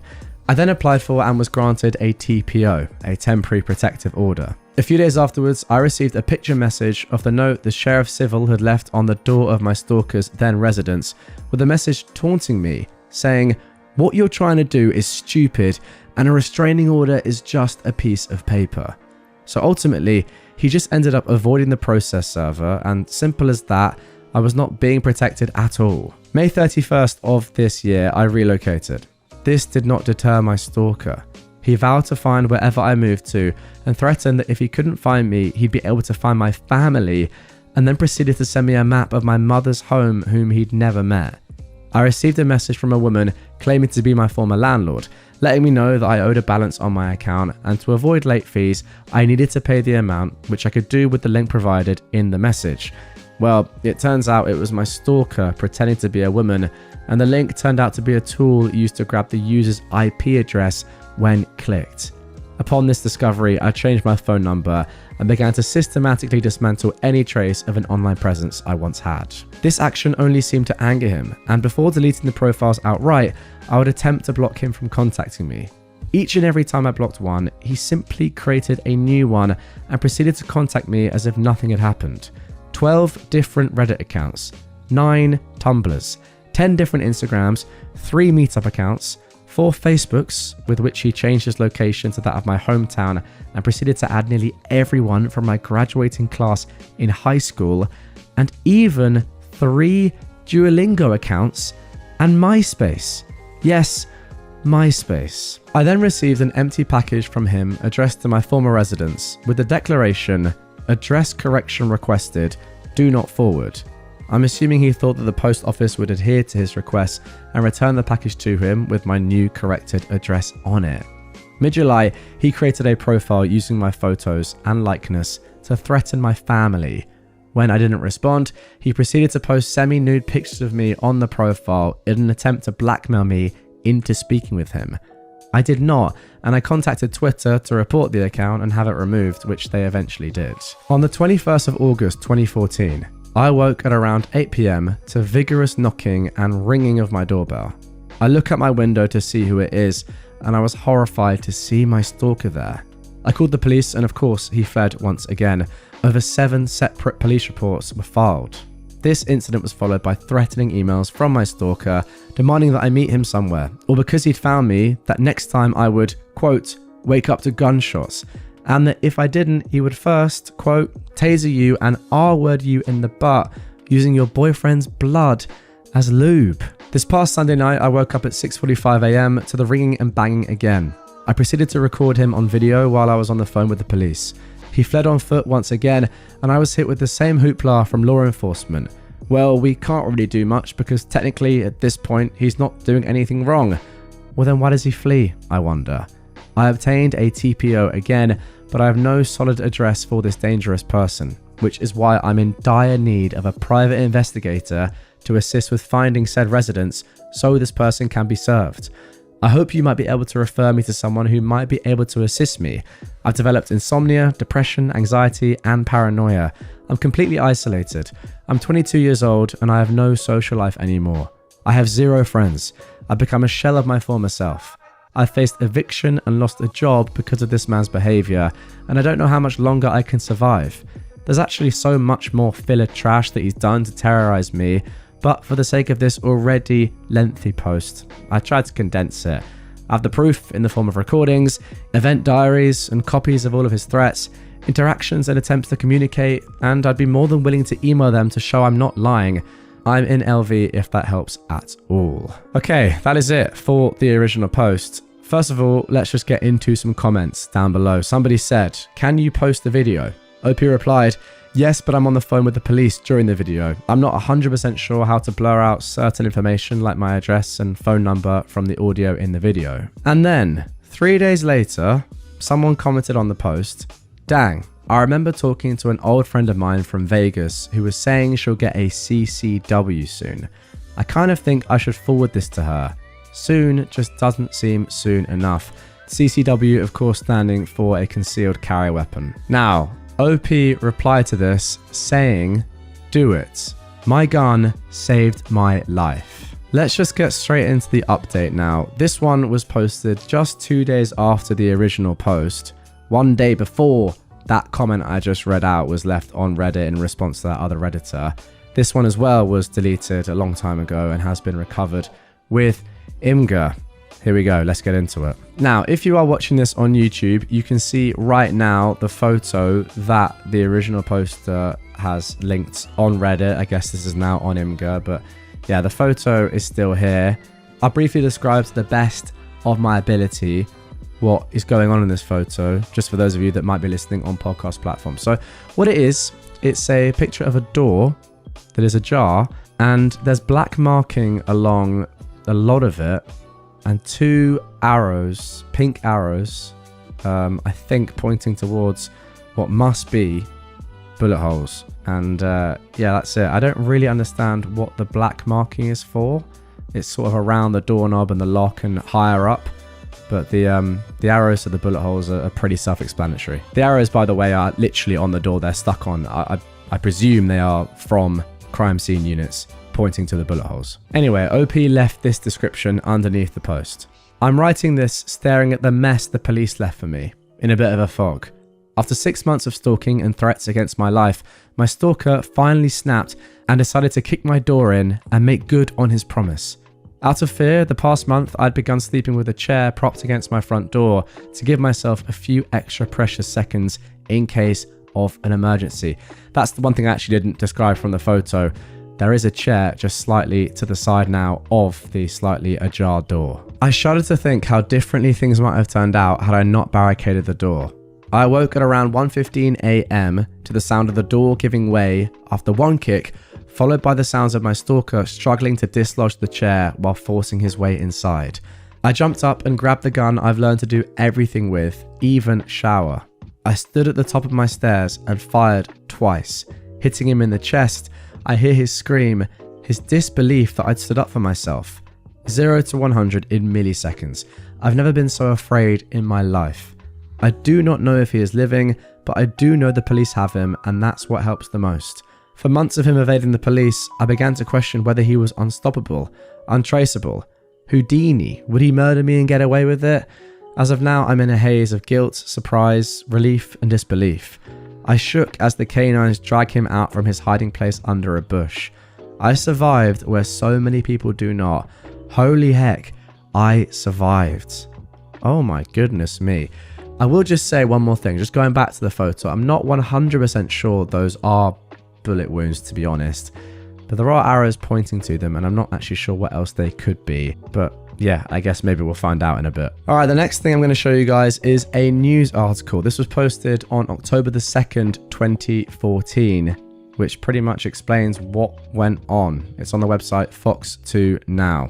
Titled, "Woman Shoots Stalker After He Kicks in Her Door." Quote, "I stood up for myself." A woman shot her stalker after he kicked in her back door, the article says. She'd been living in fear, showering with a gun and propping a chair up against her door for just this sort of situation. Her post to Reddit made the story go viral. She writes, "I'm writing this staring at the mess the police left for me in a bit of a fog.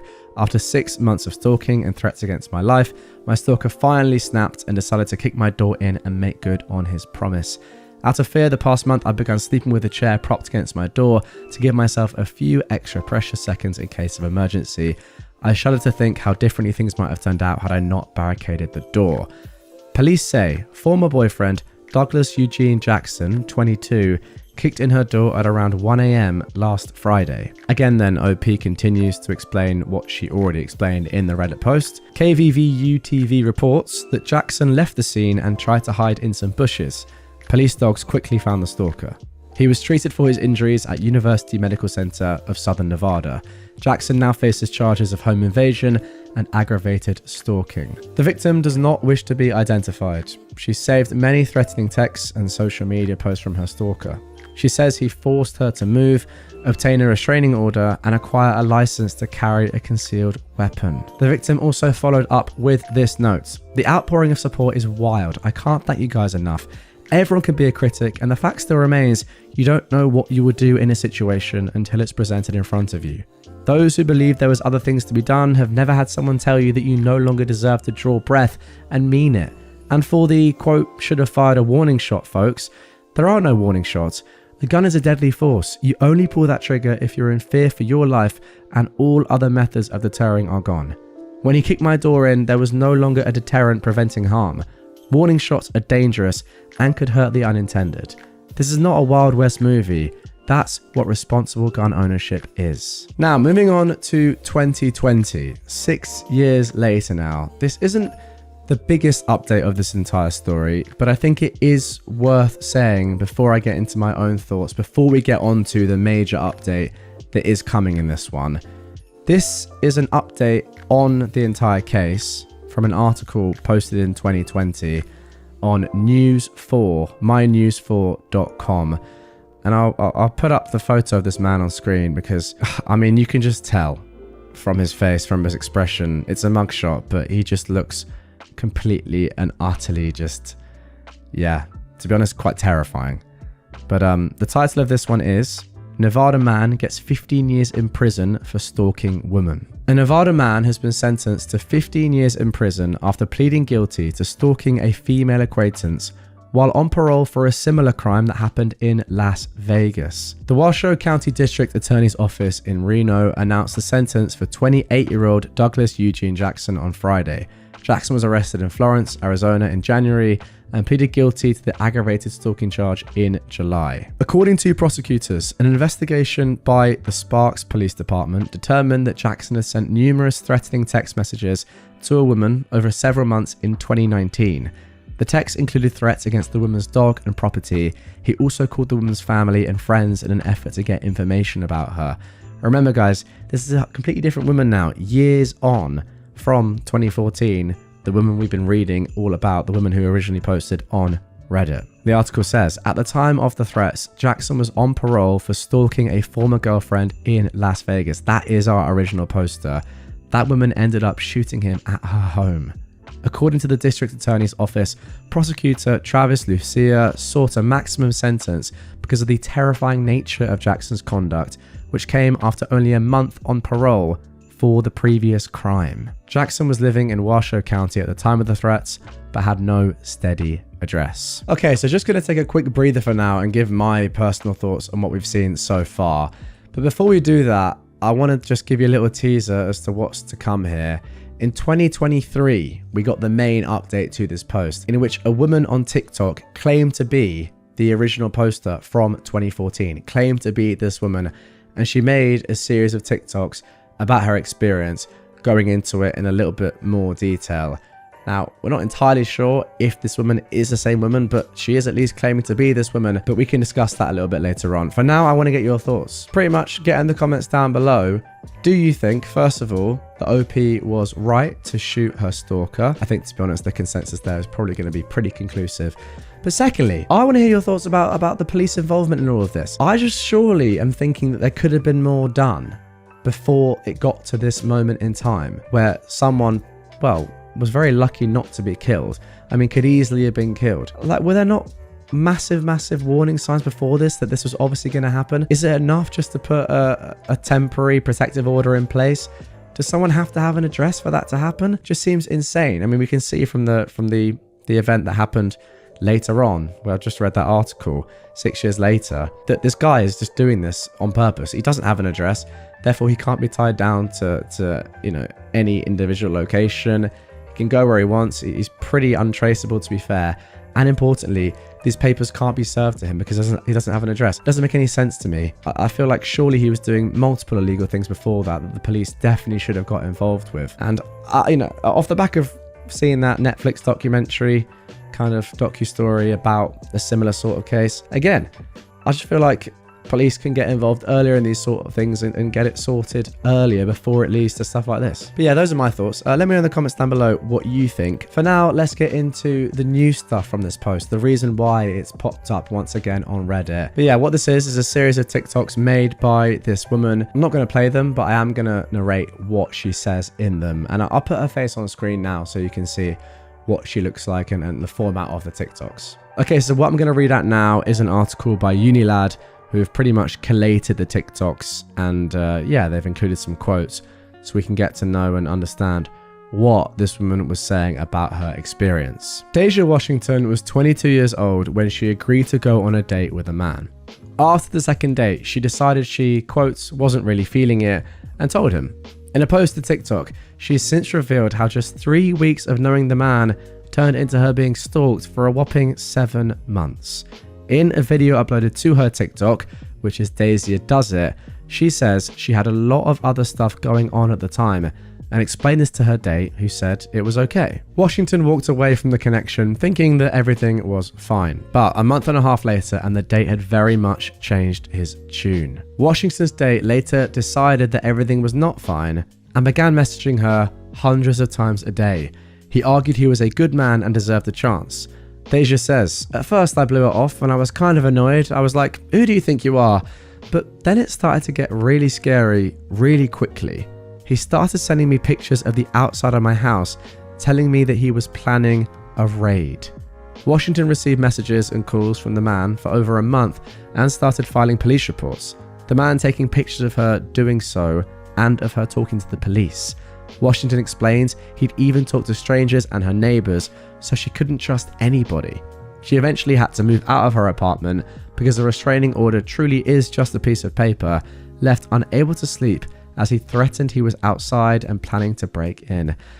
Oh my god, I mean the terror of that is just insane. She claims she went to the police 5-10 times and filed like 10 police reports, but says she was told there wasn't anything they could do as he hadn't, quote, hurt her. Okay, that is some indication into what is going on with the police.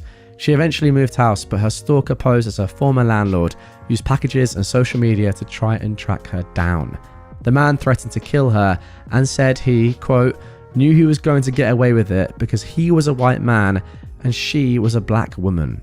Washington was later assigned a detective to her case, but the first time she met him, she says he revealed he'd met her stalker, who seemed like a nice guy, suggesting it could be a misunderstanding. Deja says, I knew in that moment this man was going to kill me and he was going to get away with it. Washington's stalker changed phone numbers and even used Duolingo to try and contact her, and it was when Washington registered to vote that he finally found her address. She resolved to buy a firearm, despite being very anti-guns after her parents were shot when she was younger. Goodness me. The man kept demanding they meet, threatening that if she didn't, he would, quote, grate her and use her blood as lube, and frequently turned up at her door, dodging police. But suddenly, he went completely quiet. In September, he came for her, kicking her door in. Deja says, I remember just grabbing my firearm off the table, and I wasn't angry, I wasn't upset. I had just made a decision that either it's him or me, and I choose me, and I shot him. The police later found Washington's stalker, his injuries leaving him unable to run, and he was sentenced to jail. Washington went on to work at a gun range and took part in Refuse to Be a Victim courses to help other women feel empowered to protect themselves. She now works at a big tech company and never takes any moment of life for granted. Washington's stalker, Douglas Eugene Jackson, was sentenced to 15 years in prison in 2020. So there we go. That is the end of the story. Wow. I mean, just absolutely incredible. I'll tell you guys a little bit about something that happened to me. It's not at all similar to this, really, but I can kind of at least sympathize slightly. I don't want to like take the mick here by saying that it's anything like what happened to Deja here, but I can kind of get a little bit of an indication into the horrible feeling that it causes. Before I talk about that, first of all, if you would like to go and watch Deja's video in full, it's about 10 minutes on TikTok, so you know you can really hear it from her. I'll left a link to that down below in the description. But yeah, first of all, some of you guys might have seen that I posted a video actually, probably about last year, roughly now. In fact, it was roughly last year. I'll put the thumbnail on screen and I'll also link it down below, where our flat, where I was living last year, was attempted to be broken into. That was a very crazy experience. Not stalkers, but in a similar sort of vein, we had people trying to kick the door down. And then secondly, something else that happened, which I don't think I've actually ever talked about on YouTube or anywhere before, was that multiple years ago now, I think bordering on 5 years ago, I want to say, maybe the back end of 2019, when my Discord was just a much bigger thing, at least for me personally. I had some like random, I don't know who it was, a random couple of guys, like some group of people. I don't know anything about them. Could have been young, could have been old. I imagine they were just ratty little teenagers in their bedroom, but who knows. Send me photos of my house that they managed to find, like actual photos of my house from Google Earth, Google Images, saying threatening stuff to me. And that was a little bit concerning. And I actually never told my family about that because I don't really want them to know about that, to be honest. So family, if you're listening, yeah, just ignore that last bit. Ultimately, me knowing how the internet works, it wasn't that concerning. I know that it's extremely easy to find a picture of someone's house, especially if they have a company. If you know, you know. It's very easy to find a picture of someone's house if their address is linked to them in any sort of way, which mine obviously is. This is my family home. I don't really care about that anymore, but back then it was a little bit concerning. So yeah, those two things give me some sort of insight, I guess, into how this all must have been for Deja. And to be fair, I'm probably being a little bit unfair on myself. The thing I've talked about the first time, people breaking into my house, I did feel like potentially my life was at risk because I had no idea who these people were. But like the months and months of torment, of not being able to sleep, just the insomnia, the depression, the panic, it's just yeah, that's unfathomable to me. So yeah, if any of you have ever been in a situation like that, I mean, by all means, get your comments in down below. I'm sure that people will give you a lot of support in the comments. But yeah, let the people know. Let people know, you know, some advice, how you dealt with it. Maybe you're still going through it now. If you are, again, use the comment section as a help, advice, therapy sort of area, and I'll have a look through and see what you guys are saying. But yeah, truly a terrible situation. I think, to be honest, the outcome was a good one in the end. I mean, no one wants to see somebody get shot, but if it's a person like this and then they get put to prison 15 years, that has to be a good thing. I don't know, just looking at his eyes, I can't help but think that in 15 years, he's going to come out and do something very, very similar. I just discovered my husband of 6 years is a Reddit troll. And I'm pregnant. This was originally posted almost 10 years ago now on July 29th, 2014. For context, the woman writing is 32 and her husband is 34 years old. He left the browser open on our laptop after he went to work this morning. I go to work after, so I usually hop on and do my own things on my real account. Today, however, I was disgusted at what I found. My husband is a troll. A really freaking nasty troll. He leaves horribly mean comments to all kinds of people. They're filled with racist slurs, awful insults. He tears into fat people, ugly people, etc. He loves to troll around places like r/progress pics to discourage people. He sent PMs to people to call them names, calls women who post on r/gonewild tramps, and the C word, and more. I was horrified, completely horrified. My husband is a nice, gentle man who is supportive and kind. In our 9-year relationship, we fought 3 times total. I never thought this is a behavior he would take part in, but this is something else. It made me wonder what else he does on the internet. So I looked at his browser history to find him also harassing teenagers on Tumblr, telling them to KYS, calling cute girls ugly and fat and stupid, etc. It horrified me to think that this was the man who could be raising our daughter with me in a few months. Look, I understand that trolling can be fun. We've all laughed at Ken M once or twice, but this goes far beyond what I ever imagined. I don't know how to look at him. I've lost respect for the man I looked up to and admired. Good men don't tear each other down. People don't do that in general. I don't know what to do. I want to bring it up to him, but I don't know how to do it without him automatically getting defensive and spouting off the same lines you hear from people. Get thicker skin. The world isn't kisses and rainbows, etc. Of course it isn't, but why contribute to it? It's always the innocent ones, isn't it? Before I give my thoughts, let's get into some comments. Somebody says, "You never suspected this kind of behavior based on how he interacts with you and others? That's extremely horrifying. He seems like he has a lot of pent-up anger or resentment, and he's taking it out on people over the internet. I think the best thing to do is talk to him about it. You're having a child with him. You can't just walk away from that, as horrifying of a discovery as this may be. But you need to be careful when you approach him. You weren't snooping. He left it open. He can't get mad at you for that, though I'm sure he will be extremely defensive. Update us and let us know you're okay." And OP replied, "I don't intend on just walking away, but I'm stunned and horrified at the kind of person he's showing himself to be, you know?" Somebody else said, "How would you know this when moderators in these subreddits delete those type of comments and subsequently ban the username? He's trolling on some heavily moderated places, so he can't be making frequent comments under one name. Do you have access to all of his troll accounts?" OP replied to this saying there were comments up that he just left that morning. That is how I know. And finally, OP replied to a deleted comment saying, "Calling strangers awful names, harassing them, and doing things just to hurt their feelings does mean that he's not as good a person as I originally thought.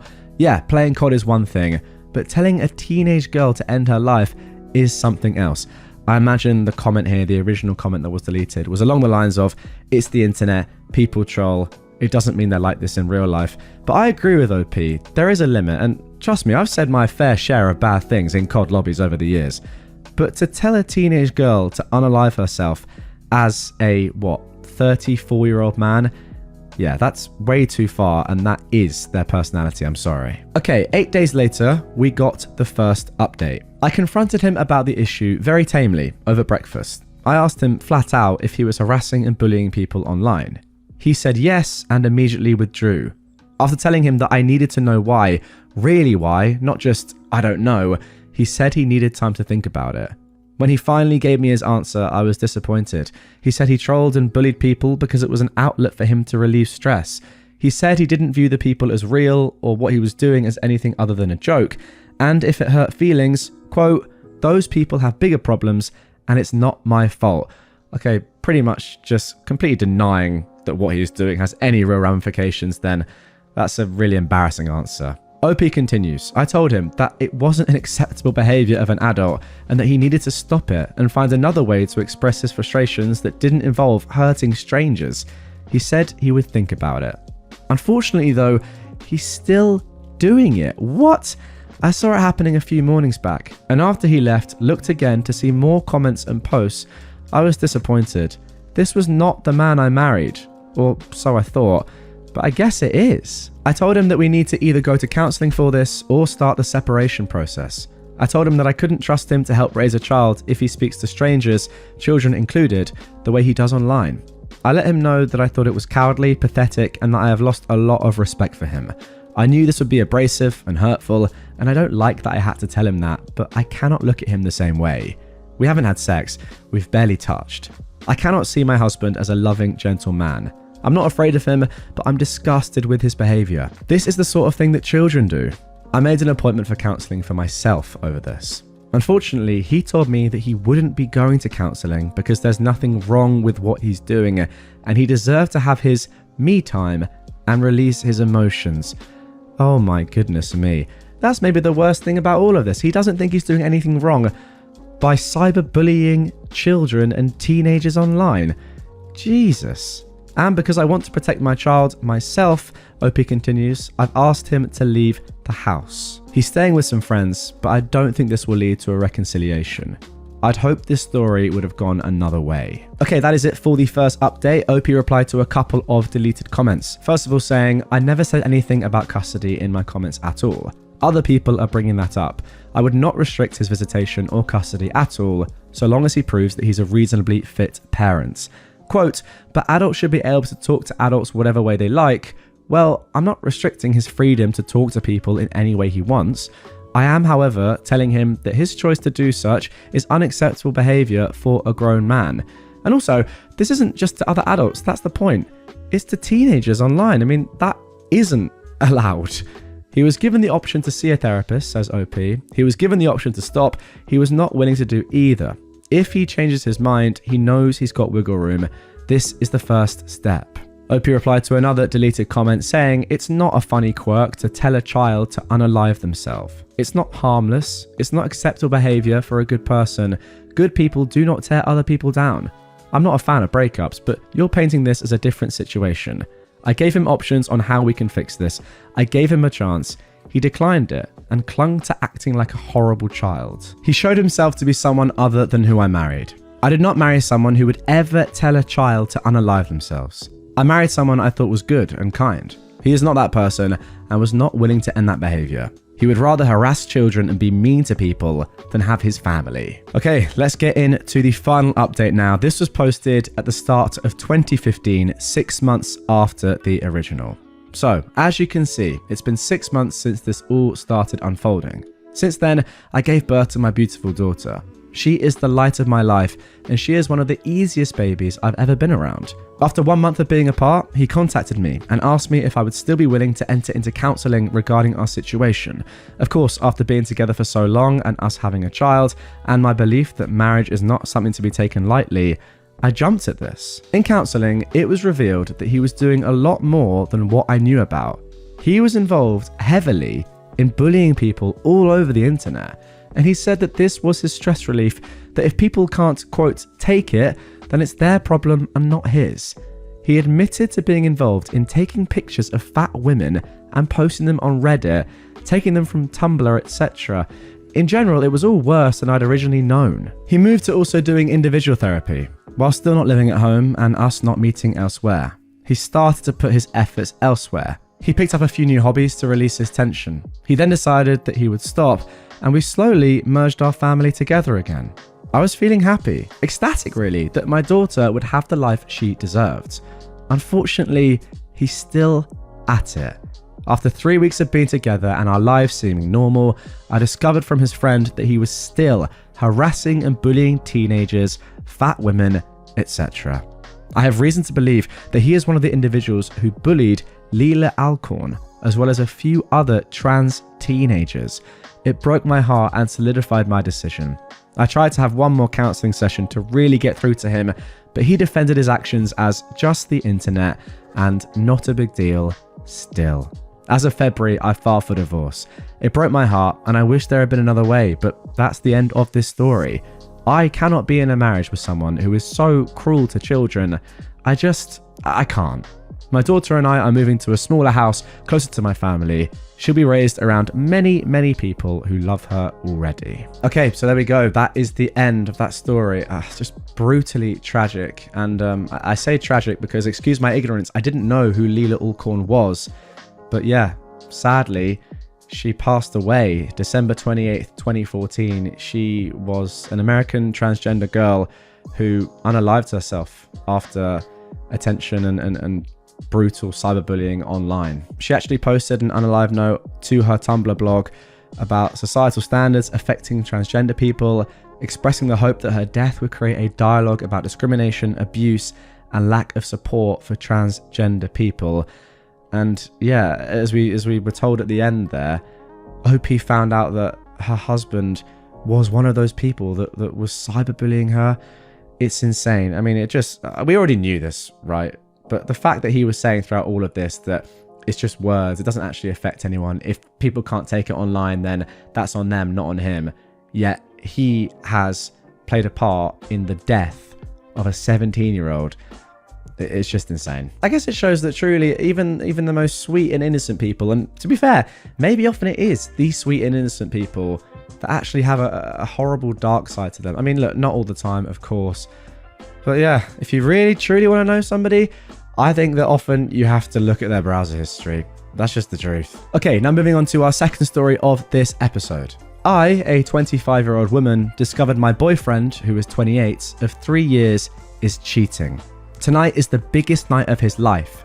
Help me. This was originally posted on June the 8th, 2015. I won't go into all the gory details of our relationship. We were in love, and well, I still love him. But I found out that clearly he does not. I discovered proof that he has been cheating on me for a while, in the form of small home movies of them. I don't know the girl, and from the looks of their conversations, yep, went ahead and post-discovery snooped, she has no idea I exist. Tonight is the biggest night of my boyfriend's life. He's receiving a state award at a big dinner with a few hundred people attending, from his mum and dad to councilmen and all of that. In fact, the only reason I discovered this transgression is because I've been putting together a little video for him to enjoy of some of the key moments of his life. You know, typical sappy trash. I'm burdened with a lot of power right now, and I don't know if I have it in me to do the right thing, or if I even know the right thing. I'm blinded with tears of rage and sadness and betrayal, but at the same time, I love him, have loved him, and do I really want to do this? The relationship is over, no doubt about it. I'm not a woman who will take her man cheating on her. Certainly not. That's not the issue. The issue is there are cutesy selfies of the two of them.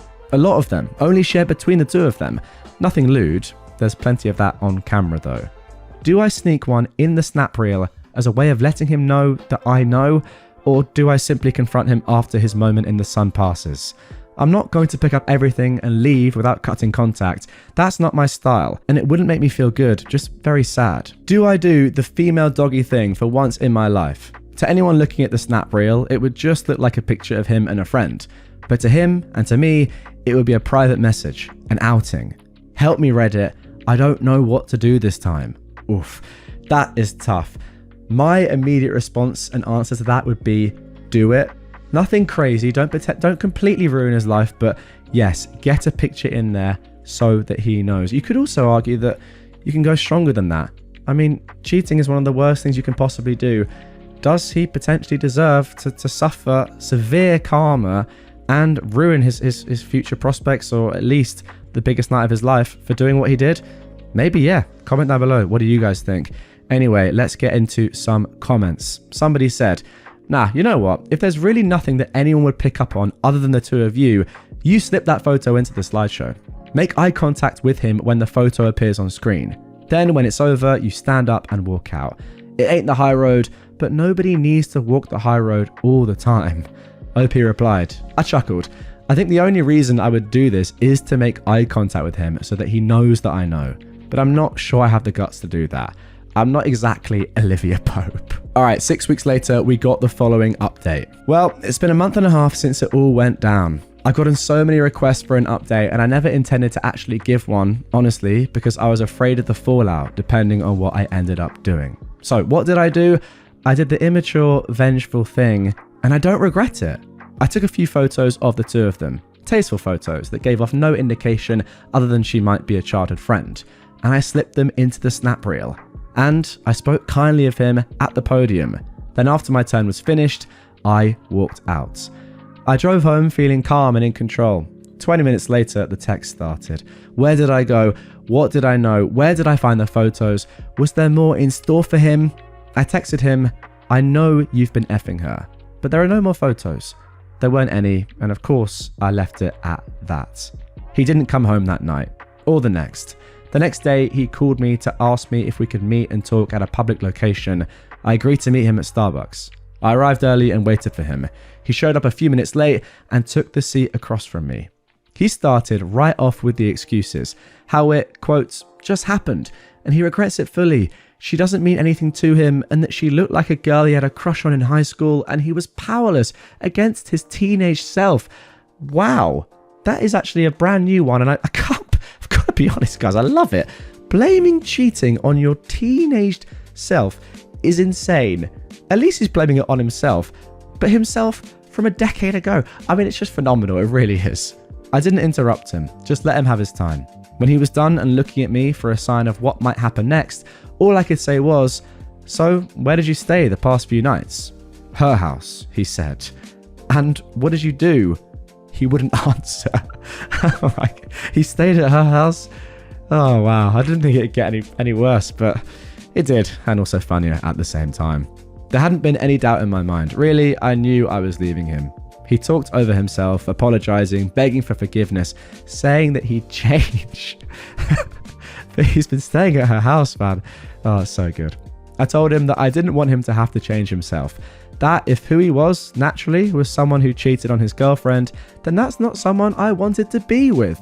He said that he was thinking of proposing to me, and all I could say after that was, good thing I found out before. Where was he going to propose to you? In the girl's front garden? I mean, come on. Fast forward to a few weeks later. He's moved out, and I'm doing well. We've cut contact. People ask me about him all the time, and I just let them know he left me for a girl who looked like his high school crush. So, that's the end. We're broken up. We're never ever getting back together. I don't feel any regret for how I handled it. Like one commenter said, there's no need to take the high road all the time. I mean, genuinely, you just have to laugh at that. It's just so good. I'm so sorry. I will change. I didn't mean it. It was my teenage self doing those things. Okay, no worries. Where were you staying? You know, that's not important. That's not important, but I will change. And also, will you marry me? Just so good. You can't script that sort of stuff. It's just unbelievably profound. My husband's open marriage suggestion backfired on him. This was originally posted on June 26th, 2024. My husband, Leo, who is 34, and I, a 30-year-old woman, have been together for 7 years, married for 4 of them. We don't have any kids, and we don't intend to. 2 years ago, Leo asked me for an open marriage. I was devastated at the time. I couldn't understand why he didn't just want me. I couldn't even comprehend the idea of sharing him, either. He gave me the same song and dance a lot of men give their spouses. Swore up and down that he loved me. I just wasn't fulfilling his needs. He needed more than what I could give. It was just to spice up our life. It was just sex, etc, etc. I did ask if there was someone else. He said no. To this day, I'm still not sure if I believed him. But at the time, I was angry and hurt and said no. He pestered me to change my mind for a week before giving me an ultimatum. Open marriage or divorce. Wow, he gave you just 1 week? That is insane. I chose the open marriage. I just couldn't bear the thought of him leaving me at the time. We have rules. We can't bring any partners home. We have to get tested for an STD every 3 months. 1 weekend out of the month must be left free for us time. Any money we spend on or with our partners must come from our personal accounts. I didn't partake in the open marriage myself for the first 3 months. Leo obviously did right away. He seemed to be gone or out late almost all the time, but he always acted so happy and loving towards me while I felt like I was dying inside. It killed me to think he was sleeping with other women, and I felt so lonely and unattractive and not good enough. Can we just get in the comments down below? Was this ever going to work out? I mean, I don't know.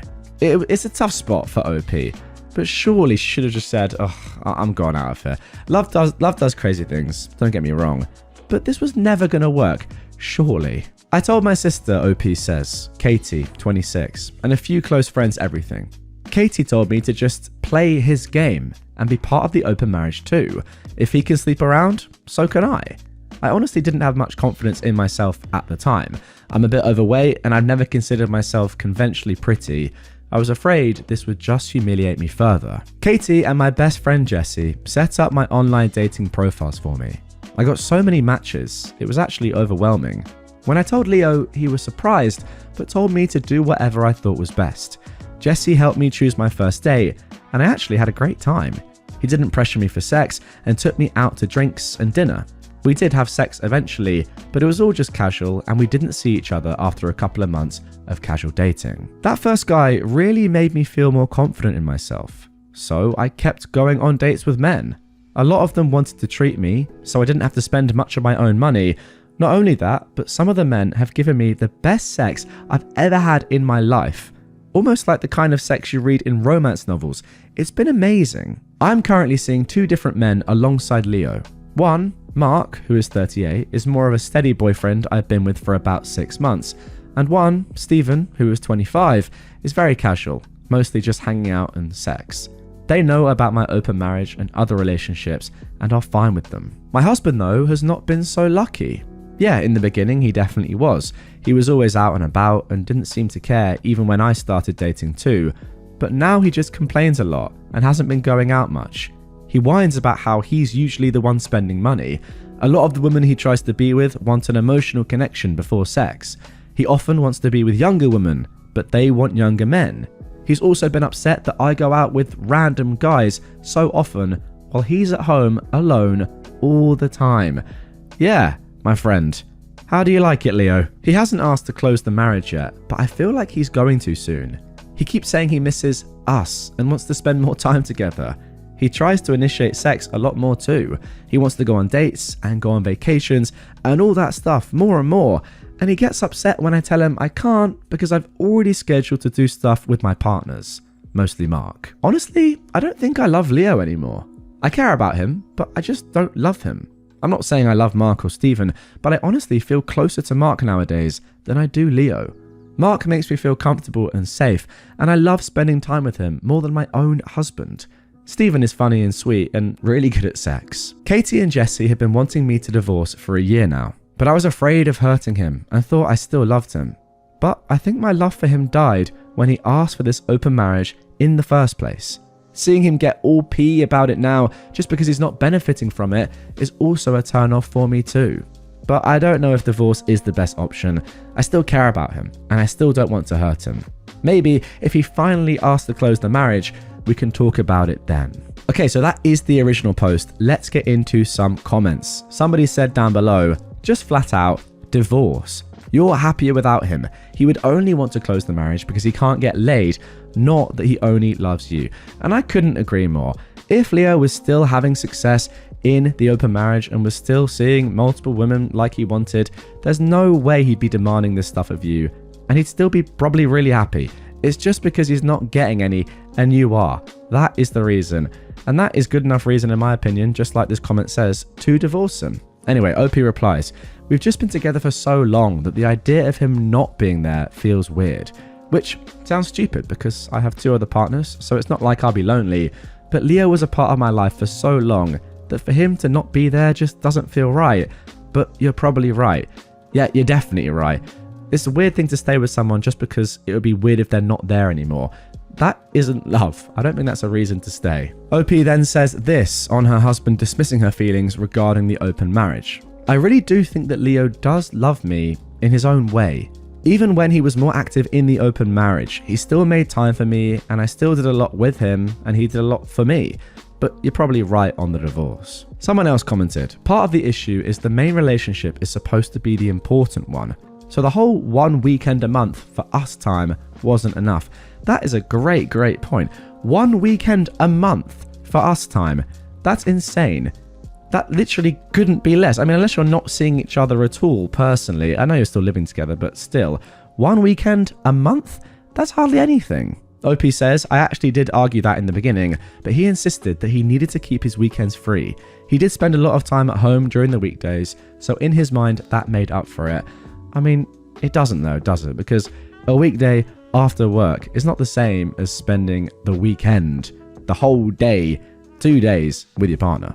And then finally someone says, what if he finds evidence of your open marriage and frames you as a cheater and then brings you to the cleaners? At this point, I wouldn't trust Leo. What you're experiencing is normalcy. You're used to his presence in your life, but how long are you going to live like this? OP says, Jesse had the same train of thought of you and actually took screenshots of his dating profiles during the beginning of the open marriage. She also told me to save screenshots of any text we had about the open marriage. I don't think Leo would do that, but I also didn't think he'd ever ask for an open marriage. So what do I know? Alright, let's get straight into the update now. This was posted just a week later, July the 3rd, 2024. Hi everyone. I got so many comments and messages on my last post that I was a bit overwhelmed, especially when a lot of you kept saying the same thing. Divorce, divorce, divorce. Yeah, me too. But the thing is, I think a part of me does still love my husband. I know in my last post that I didn't think I loved him anymore, but I can't just forget about the things that I do love. I love when he sings in the shower. I love when he laughs so hard he snorts. I love when he kisses my forehead when I've had a bad day. I love when he holds my hand when we watch TV together. Leo has done a lot of bad things, but he really isn't the big jerk people think. Maybe that was my fault. I'm still not sure I agree with that, OP. I think that anyone that... I can't even speak, but I think that anyone that wants to open up their marriage, without thinking about their partner at all and the fact that you clearly didn't want to do that, just because they want to have more sex, is a big jerk. Simple as that. Anyway, OP continues. Even if I do still love him, I'm not in love with him anymore. I don't think I have been for a while. I care about him. A part of me does still love him, but you were all right. I should have just divorced him when he gave me that ultimatum in the first place. To be fair, I don't blame you for not divorcing him immediately. You've got to take your time with a decision like that. But yeah, I don't think there's a way back for your relationship, I will say that. This past Saturday, we had the big talk. I initiated it, but he didn't seem too surprised.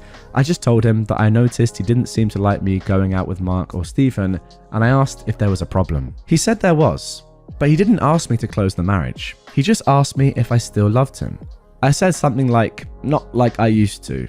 He broke down crying, which made me cry. I guess he'd known for a while that I wasn't in love anymore, but he'd hoped he could win me back if he funneled all of his energy into me. I was honest and told him that during those first 3 months of our open marriage, I think my love for him died and I just couldn't get it back. I did tell him that I still cared about him and that I did love him, but it's not the same as it was. He asked if I loved Mark or Stephen, and I said no. Yeah, I like being with them and I care about them a lot, but I can't say I'm in love with either of them. I also finally asked why he wanted the open marriage in the first place. A lot of you in the comments said he already had someone lined up, and you were right. I mean, to be fair, I didn't even bother saying that, it was so obvious. He had someone at work he was interested in, and she wanted him too. The open marriage was just to get permission. He honestly never expected me to also get my own partners because of how unconfident I was. But he didn't want to stop me either because he thought nothing would come of it. This guy, man. He didn't really like me seeing other men, but he knew it wouldn't have been fair to tell me no when I gave him permission first. I cannot get over how much of an idiot Leo is. I mean, Jesus, what an absolute clown. I guess Mark and Stephen made him insecure because I was spending so much time with them on a regular basis. The open marriage was just sex on the side for him. He only did hookups and they never lasted long. He genuinely always just loved only me, but he thought I was falling in love with my partners and he was losing me and wanted to win me back. We cried a lot and talked a lot. We decided to get a divorce. Since the house is in his name, I'm going to move out and live with Katie for a while. He told me I didn't have to and I could stay until the divorce was finalized, but I just can't. It's too hard to even look at him sometimes. I don't know how I feel, to be honest. I thought I'd be relieved or sad, but I'm just tired. I wish I could have been like you all wanted me to be, clapping back or being sarcastic and snarky or rubbing it in his face, but I don't feel like I've won anything. I just feel lost. And there we go. That is the end of the post. And to be honest with you, that is how I'd expect you to feel.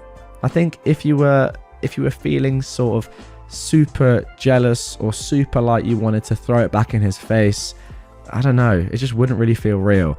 This is how I'd expect somebody to feel in this situation. Just, yeah, tired, exhausted after this ordeal, and yeah, massive change in both of your lives that obviously hasn't worked out in the way Leo wanted to. But before we get into my overall thoughts, let's jump in to the people of Reddit's comments. Somebody said, I'm wondering if maybe the other woman ended it, so now he was back to what he was comfortable with, i.e. his wife. He went and had his fun, and when that died out, he was not left with a wife waiting for him at home. I agree with this. I'm actually very confident this is what happened. Opie replied, he and his co-worker were only sleeping together for maybe a month. She fulfilled his kinks that I never liked indulging in. Okay, that's weird. Why do you know that, first of all? Maybe, he said. Anyway, that's why he was with most of his partners, because I wasn't interested in his kinks. Now, okay, fair enough, but you can't get everything you want in a marriage. It's a two-way relationship. I mean, come on. I don't know what these kinks are. Frankly, I don't want to know. To be fair, I actually do. Would probably be quite interesting. But yeah, that's not a reason for opening up your marriage just because your partner doesn't want to do the kinks that you want to do. Surely. Someone else said, he stepped out of his marriage first and tried to have his cake and eat it too. Exactly. That is the phrase right there that sums it up perfectly. The thing with open marriages is you can never count on how emotions will change. Sex is a very intimate action and many people will develop emotional connections. Those connections come at a price. He placed a bet and he lost. At least he's man enough to acknowledge it and own up to it. There's no easy answer, OP. I wish you healing. OP replied, thank you.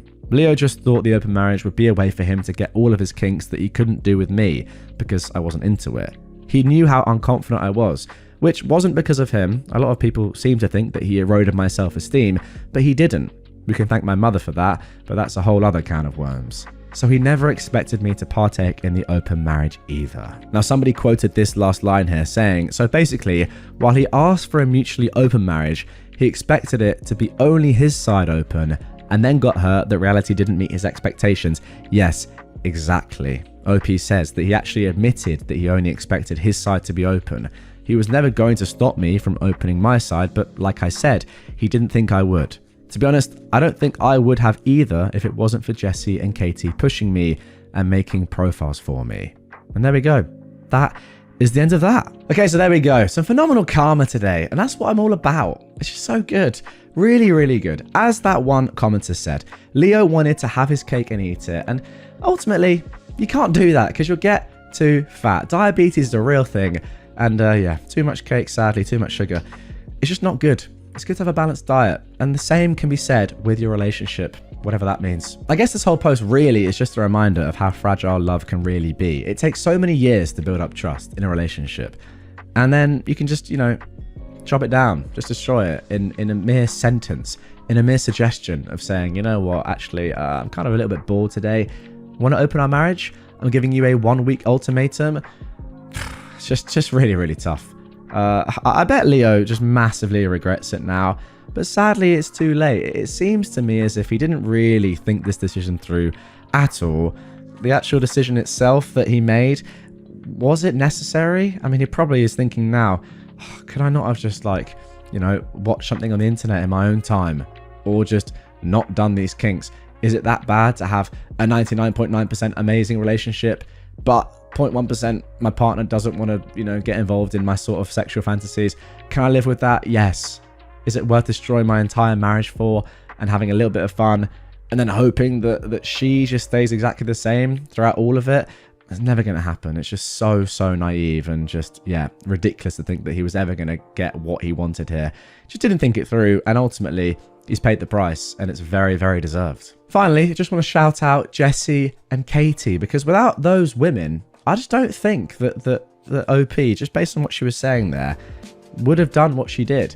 And ultimately, it could have led to an extremely sad existence for her, in the knowledge that, yeah, despite Leo still loving you, he's going off exploring his own sexual fantasies, that, you know, his kinks that he wants to have, being extremely intimate with other women, and you're just there on your own. You know, imagine just on any weekend, because remember, you're only allowed to spend one weekend with him in the entire month.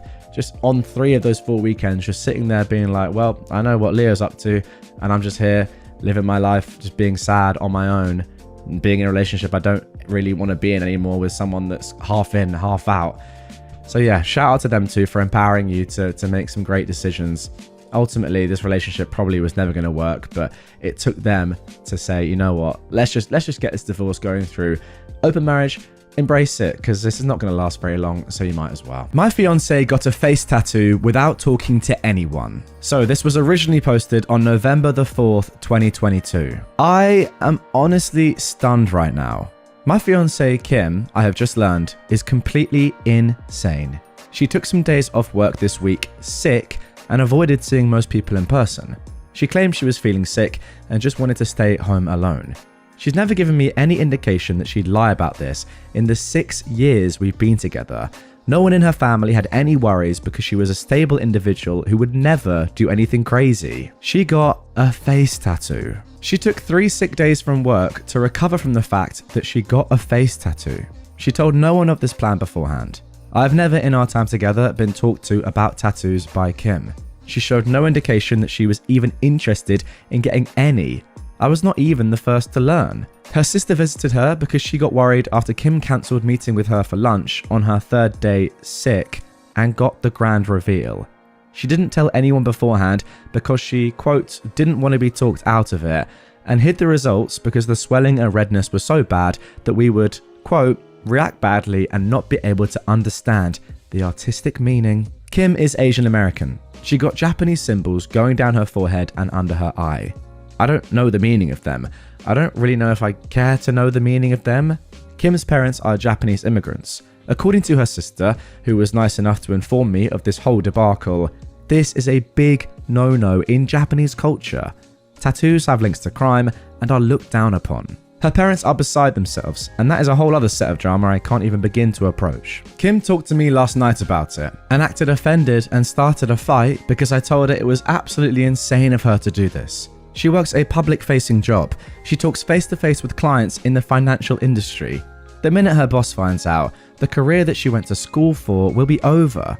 She actually didn't consider her job or family or me at all, and decided a long time ago that she was going to express herself freely without any concerns. I'm worried about her right now. This is not normal. She blocked my number after our fight and is ghosting me and her sister because we're trying to help. But dear Lord, this is far beyond me.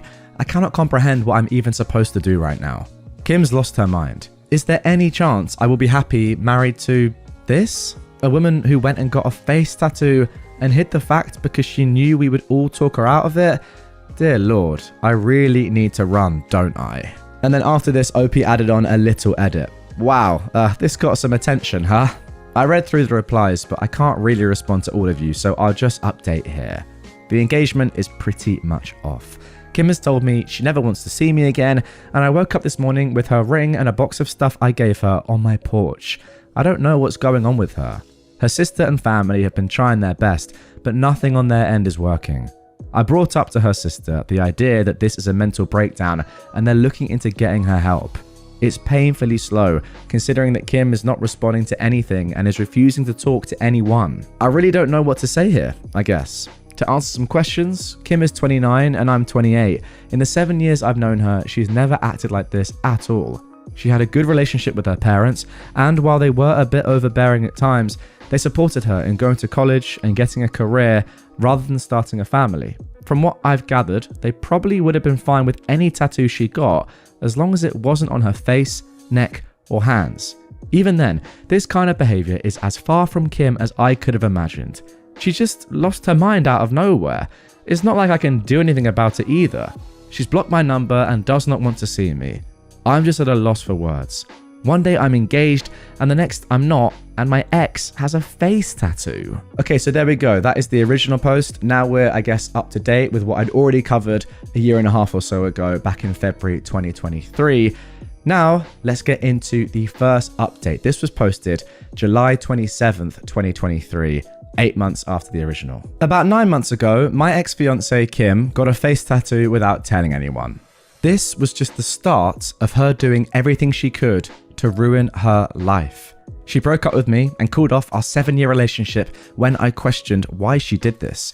She worked in a client-facing job for an incredibly large financial institution and was let go within a month of showing back up for work after getting that tattoo. I kept in contact with Kim's sister, hoping for some news. They tried to get her help as they thought that she was having some kind of psychotic breakdown.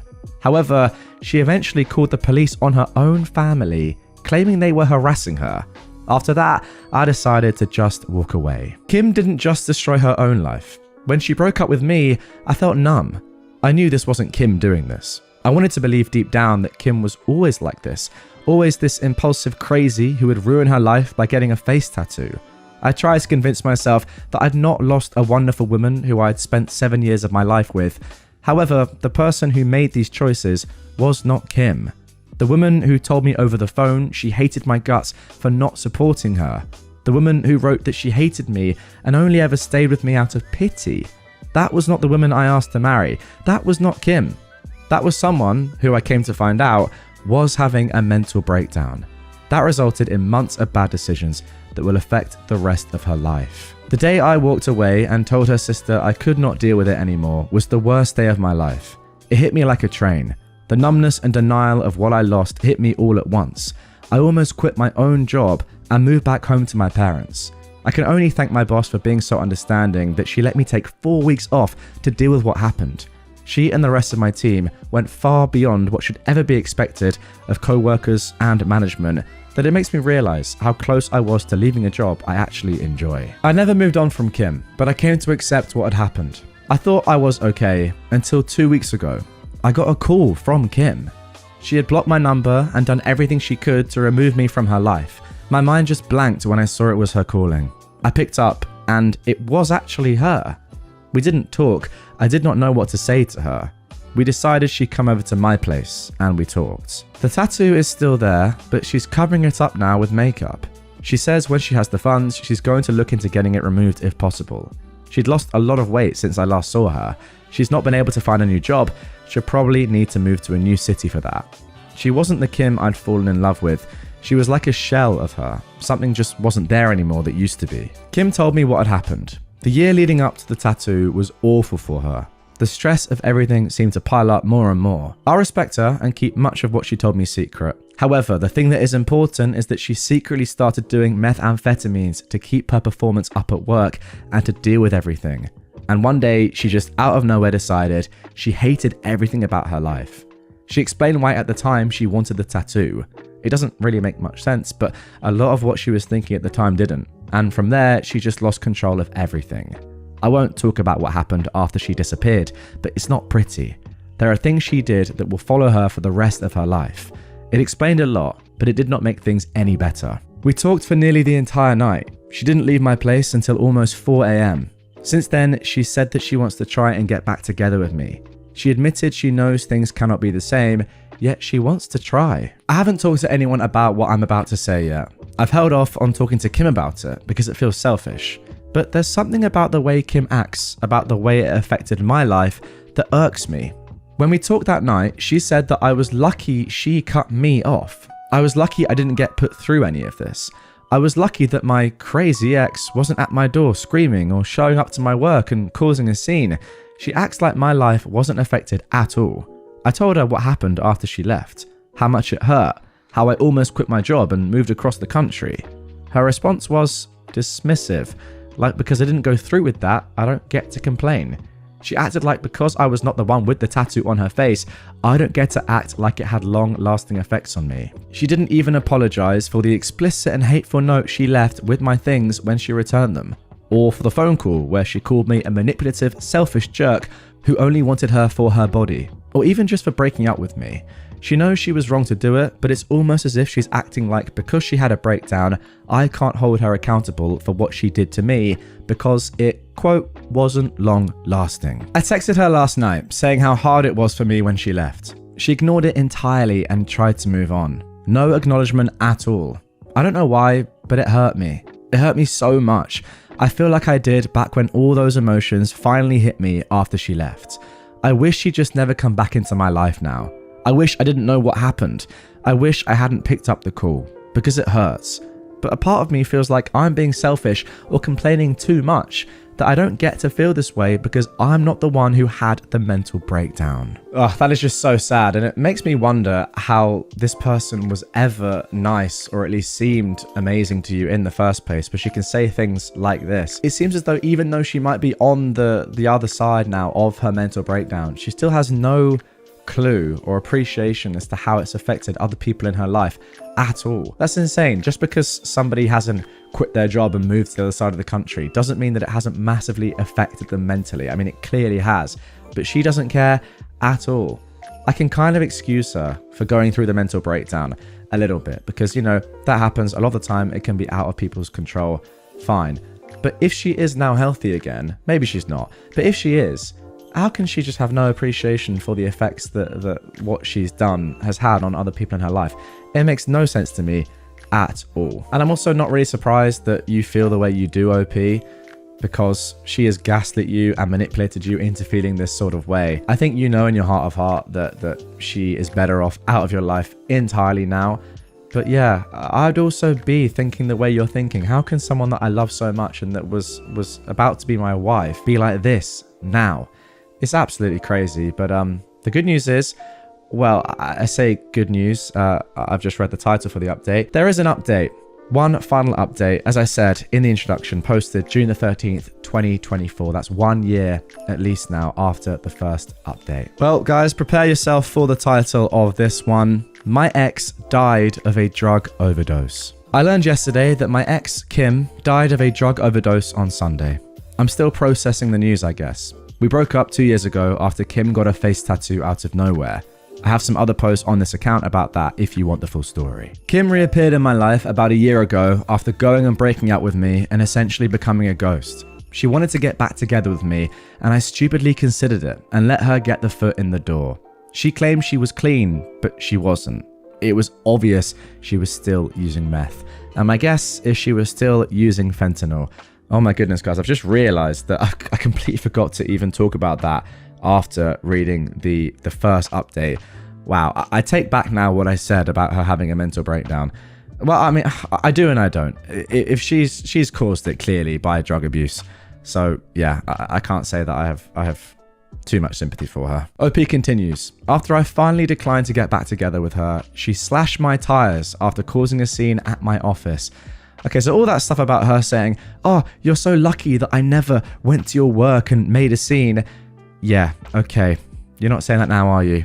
Luckily, she's been out of my life for 6-ish months now after some cop put the fear of God in her after she broke the restraining order. Oh, wow. I've not heard much about Kim since then, thankfully. Last I heard, she was wanted on a warrant and was hiding low across state lines. Yesterday, though, Kim's sister called me to let me know that she was found dead Sunday morning. She wanted me to hear it from her instead of through the grapevine.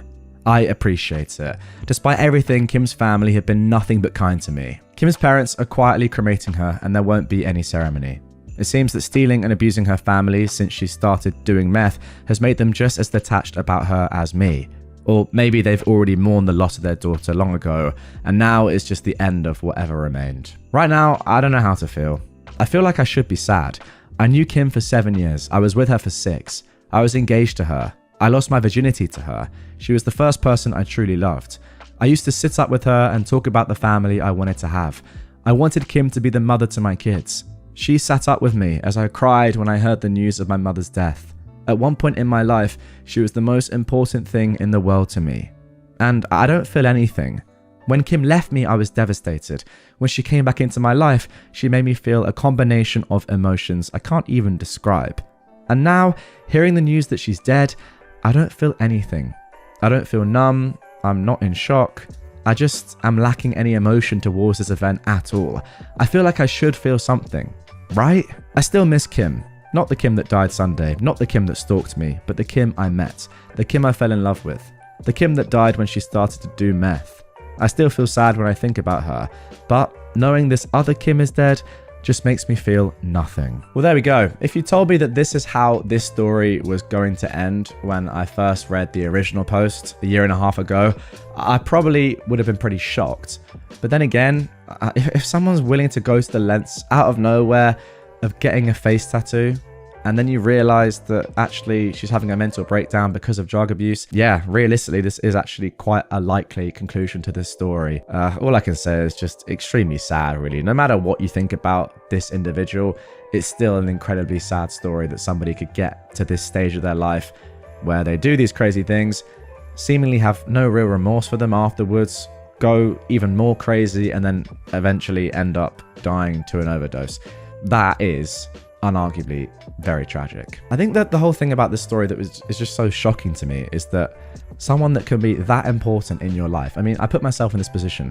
If my fiance of 6 or 7 years, who, yeah, as OP just said, has been with me through all the tough times, I love them so much, my first love, etc., can just switch like that for whatever reason. Yeah, in this case, drug abuse, but you know, who knows what else might have been happening to a completely different person. It's just very scary. Like, it's just mad. But yeah, I guess in rare occasions that can happen. I am a 36-year-old man, and my wife, who is 38, will not let me take a nap. She always wakes me up or does her best to prevent me from falling asleep. What can I do to understand? This was originally posted on June the 15th, 2024. Hello all. I work for an agricultural company where my weekly hours fluctuate between 60 and 120. While also working on getting a degree. My amazing bride is a homemaker by choice. All of this is okay. My issue comes from on occasion I am exhausted and will start to fall asleep or will purposefully go try to take a nap. Our entire marriage, 11 years, she has woken me up or flat refused to let me fall asleep. I've tried talking to her numerous times and she is unable to articulate what the issue is. Today I got off early after 10 straight 16-hour days. I took her on a lunch date, then came home and decided to take a quick nap before working on school. Within minutes of laying down, she's come into the room and has begun shaking me, turning on lights and other obnoxious behaviour. How can I articulate to her my need for an occasional nap? And how can I get her to articulate what her apparent unmet needs are so I do not go insane? Because it's at a point where I'm feeling disrespected and unappreciated. Yeah, I'm not surprised. Okay, the next day, OP added this edit. Thanks all of you so much for the responses. I've tried to read all of them and reply. I truly was not expecting this kind of response over what I thought was a me not communicating clearly problem. It is clear that there is more at play here, and I'll be working with my therapist to develop 2 plans. One, much to many's dismay, to try and work with my bride one last time to address and fix the underlying issue, and 2, a way out for if plan 1 fails. Again, thank you all for the kind words, the pointed yet truthful words, and even for some of the more extreme suggestions. There truly are great people left on the planet. Okay, now let's jump into some relevant comments from the first post that sort of sum up what the people of Reddit were saying in response to it. A few people thought that OP's wife is being a brat and disrespectful. OP replied, "Thank you for your candor. We definitely have some issues that stem from her personality. In all fairness, I'm not perfect. Your suggestion of napping at work, though, has possibilities. I have an office with a couch, just have never considered it because of optics and not wanting my wife to think that I'm falling back into my habit of working to avoid her. As for not leaving her, it stems from being unable to go against my word. I promised her hell and back as many times as it takes, or until I croak." Someone else said, "Tell her to flat out leave you alone to nap when you need it, or you're thinking of separation as a way of solving her problem of not letting you sleep. It's been 11 years. This isn't something innocent. She's doing this on purpose. It's disrespectful and very annoying. You've put up with it for 11 years. What's your next move?" Now that, guys, is kind of what I'm thinking. I don't understand this anyway, but yeah, that is the length I'd go to. It's insane not being allowed to sleep by your partner, even though you're working so hard, or just anyway. It's crazy to me. OP says, "Thank you for your thoughts. I've considered separation in the past. My inability, though, to break my word and some religious beliefs seem to have me stuck trying to fix a broken car with duct tape." Okay, maybe OP even realizes this is not really going anywhere. Someone replied to this saying, "Does your religion have anything to say about staying in a physically abusive marriage?" And I think that's a good point. That is what this is now. Essentially, OP says, outside of sexual infidelity, leaving a marriage is unacceptable. I find this to be a trap, but I also know to leave means losing what little support I do have. It's a mess, plus my own issues, and it really gets complicated. Someone else has said, "Sleep deprivation is a kind of torture. Quite frankly, I'm amazed that you haven't snapped and said something very cutting. I turn into a grumpy bear when I don't get enough sleep, and she is acting like a toddler." OP says that actually he has in the past. It was a point of contention in counselling for years. My reactions to her behaviour, that is. I now try to respond and not react.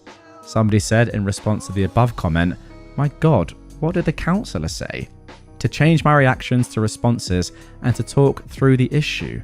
She gave us some tools, but my wife has chosen to not practice them. I don't get it, guys. Why is a counsellor saying this? Why aren't they just flat saying to your wife, "Let the man sleep, let him have a nap"? I don't get it. Someone else asked, "I'm intrigued as to why you have an old habit of working to avoid her. People in happy and healthy relationships usually don't try to actively avoid one another." OP says, "She has moments where nothing is good enough, so I would use work to avoid her. The avoiding has not been an issue for several years now. Now when I work late, it's to pay bills." Somebody else commented, "I can't imagine doing this to someone working that many hours, let alone someone I love. You need to have a heart-to-heart or go to counselling." OP says, "We've tried counselling and the only thing that changes is seemingly me, which the counsellors say is wrong, but I'm not her dad." Paraphrasing, of course. So what do you do? I think the answer is you leave, my friend. That is the comment I agree with the most, by the way. How can you do this to somebody that you love? It's insane. Unless you jump to the conclusion, like maybe I'm doing, that she is not the right person for you. Now, somebody else on Reddit wasn't as supportive as the comments I've just read through for OP. They said, "I'm not buying 120 hours a week. That would leave you 6.85 hours per day for sleeping, showering, going on lunch dates, bills, driving to and from work, brushing your teeth, eating breakfast and dinner, packing your lunch, and any other daily task that is done at a bare minimum. And that is coming from someone who's worked 110 hours a week before. It's such an unreasonable stretch to do that. Unless you're paying for everyone to wait on you hand and foot, and you're counting your commute to work as working time. So, therefore, I'm not buying the rest of the story because it seems embellished or over-exaggerated anyway. But OP says that sadly it's true. Your maths is correct. There is no time. The lunch dates only happen when I get off early like yesterday. Also, the insane hours only last for a few months, then taper back to 60. But during that stretch, I do not sleep much. I've gotten used to it over the years, but it gets harder every year. My job is seasonal in that I work like an insane person for 2 months, get a month or two break, and then back to insane. Over the years, I've gained some control over the amount of hours, but when you need money, you work when you can. Hard to feed and shelter 2 people on 50k gross. Now, a little bit further on, OP explained his past and how the marriage was at the beginning, saying, I can share some of the stuff that I have processed. I was abused as a child in several ways, and when my parents found out about one particular way, they chose to punish me, which started a cycle of internalizing, and since then, I've always thought I deserve anything that happens, especially the not so pleasant. I had anger issues for a long time. I'm happy to say that I've learned to have relatively decent anger control at this point. My therapist and I are working on changing how I perceive myself. It's not going well, clearly. The marriage started with her telling me that she was pregnant, and then that turned out to be a lie that I didn't discover until after the marriage. He goes on to say that given the state of my blood pressure, that is not hyperbole. She claimed she was pregnant. Naturally, I wanted to do the honourable thing. It really isn't, and the fact that society says it is asinine, and I married her. I found out afterwards that she's actually incapable of having children. I'd already given my vow at that point, so I stayed. It was hell for both of us for the first few years. We went to therapy to save the marriage, sunk cost fallacy and religion mixed with my own issues, and all that changed was me. And then finally, OP says, yeah, the simple answer is that I have hated myself since childhood. I'm working on it. It's not easy to change something that was ingrained into you young. You're also correct in that I would not treat someone like I do myself. Okay, so there we go. That is it for the original post and some comments. And I've got to say, just as an outsider looking in, her behavior, I agree with that one comment, is so abusive. Based on everything you've said, I actually understand why you're still in the relationship. It's clear, OP, that you have a lot of issues. If OP was listening to this, I'm sure he wouldn't mind me saying it. And you guys watching or listening to this episode probably agree with me. There's a lot going on here, and a lot of it is extremely understandable, but that doesn't excuse the fact that you've just got to get out of there, my friend. You've got to go. At some point, you have to look past your own principles and the vows and the fact that you married and just look at this person objectively if you can and just say, oh my gosh, she's an absolute witch. I cannot live my life like this anymore. That's what I think anyway. But yeah, as I said in the intro, there are a couple of updates to come. Let's get into the first. Okay, first of all, let's get into a mini update that OP posted in the comments on July the 4th, almost 3 weeks after the original. I have no clue how to do an update, so all can see it. But we tried having a conversation the Monday after the original post that turned into insanity. I came home late 2 days later to the house being completely empty. She even took the curtains, curtain rods, and the hangers, leaving holes in the wall. She's since turned everything as my fault and is demanding to come back so she can help me. I have a meeting with an attorney scheduled. Okay, goodness me, that is absolutely crazy. To be honest, at this point, it's kind of what I expect from this woman. All right, then let's get into a more sizable update 11 days later. The Monday after making the post, she picked a fight over the yard not being mowed. After telling her I was done with the way she was behaving, she refused to accept this and said she would never leave. Fast forward now to Wednesday night. I came home late again to find 2 vehicles with trailers loaded with everything we owned, minus papers and her designer bags. When I walked in the house, she and her family left. Thankfully, the landlord had a couch that I could sleep on using my clothes as bedding because they took everything needed to live, including, as I said, yanking the curtains and curtain rods off the wall.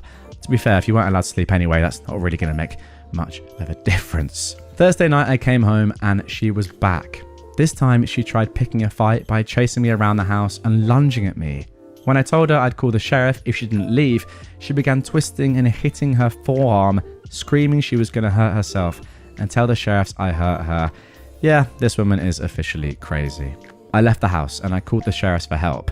They were able to provide me a way to leave as her family was on the way back. Since then, she has sent 2,000 text messages, flipping between wanting to come back and me being the worst man alive. My attorney filed for a petition for divorce this past Friday. She'll be served this week and I'm anticipating her to go postal. If anything happens, I'll let all you great folks know. Thanks to each and every one of you that commented on the original post. It was you who opened my eyes and helped me take the opportunity of her leaving to end this nightmare. Well, that is good news. Now, to round things off, let's first we'll have a look at some comments before also, now I'm not sure about this and we'll discuss it when we get there, potentially reading a comment from OP's ex, which OP replied to on Reddit. Somebody said, honestly, I'm so relieved for you that the hard part is done. Do not take her back. You may be out of furnishings and curtains, but you have your livelihood and you no longer have to support her.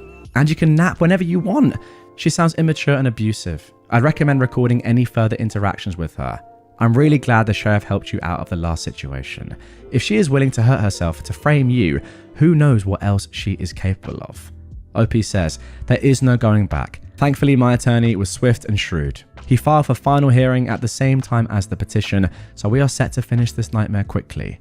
Final, hopefully, is set for September 18th. He read the text and noted how crazy she was and decided this needed to end ASAP. And finally, somebody said, it's not really a nightmare if you're not allowed to sleep though, right? I'll see myself out. Now, before we round things off, have a look at this. Now, this is allegedly OP's ex on Reddit who said this. She replied to the original post saying the following: Lester, this is all incorrect information and false information. You are the one who got mad at me for no reason and started screaming at me to get my belongings and get out and divorce in my face, not once but multiple times, and literally like 6 times, which I never did that to you, nor did I leave. You kicked me out and went to sleep on the couch. I didn't force you to sleep on the couch. Also, guys, don't let him fool you. He also had beds, 3 extra beds, which belonged to the landlord. Also, that furniture is and was mine, as I've accumulated it before we were married. Little hint that technically it really wasn't my furniture in the first place. It belonged to my mum. So the route you're taking is not the right and best option. Also, maybe you should leave other people out of our marriage as well. Also, you told your dad a lie because, again, as I go back to where you had 3 extra beds available and that you chose to sleep on the couch, so please don't let him fool you all. Also, he forgot to mention that he put me, his wife, out on the highway with a pickup that needed lots of maintenance, shocks, struts, all 4 wheel bearings replaced, alignment, all 4 tyres where they were so bald and bare to where the wire was showing, and I had no help from him to help me get it fixed to where it was safe and not jeopardizing my life or other people's lives. Thankfully, Jesus was with me this whole time during this time and whenever I would go to work. OP then replied to this absolutely insane message, I'm not going to lie, that was a struggle to read, saying, do not lie nor forget I have receipts to prove everything, including you stalking me and breaking into my home and using a phone you turned off to impersonate me. So there we go. That is the end of the story and the posts so far. To be honest, I'm not sure if I want any more updates because I don't know what's going on at all. And I hope for OP's sake that he just gets out of there as quickly as he can. It sounds as if that plan is in place now and it should be done at the time of recording in just a couple of months. So I guess that is good news.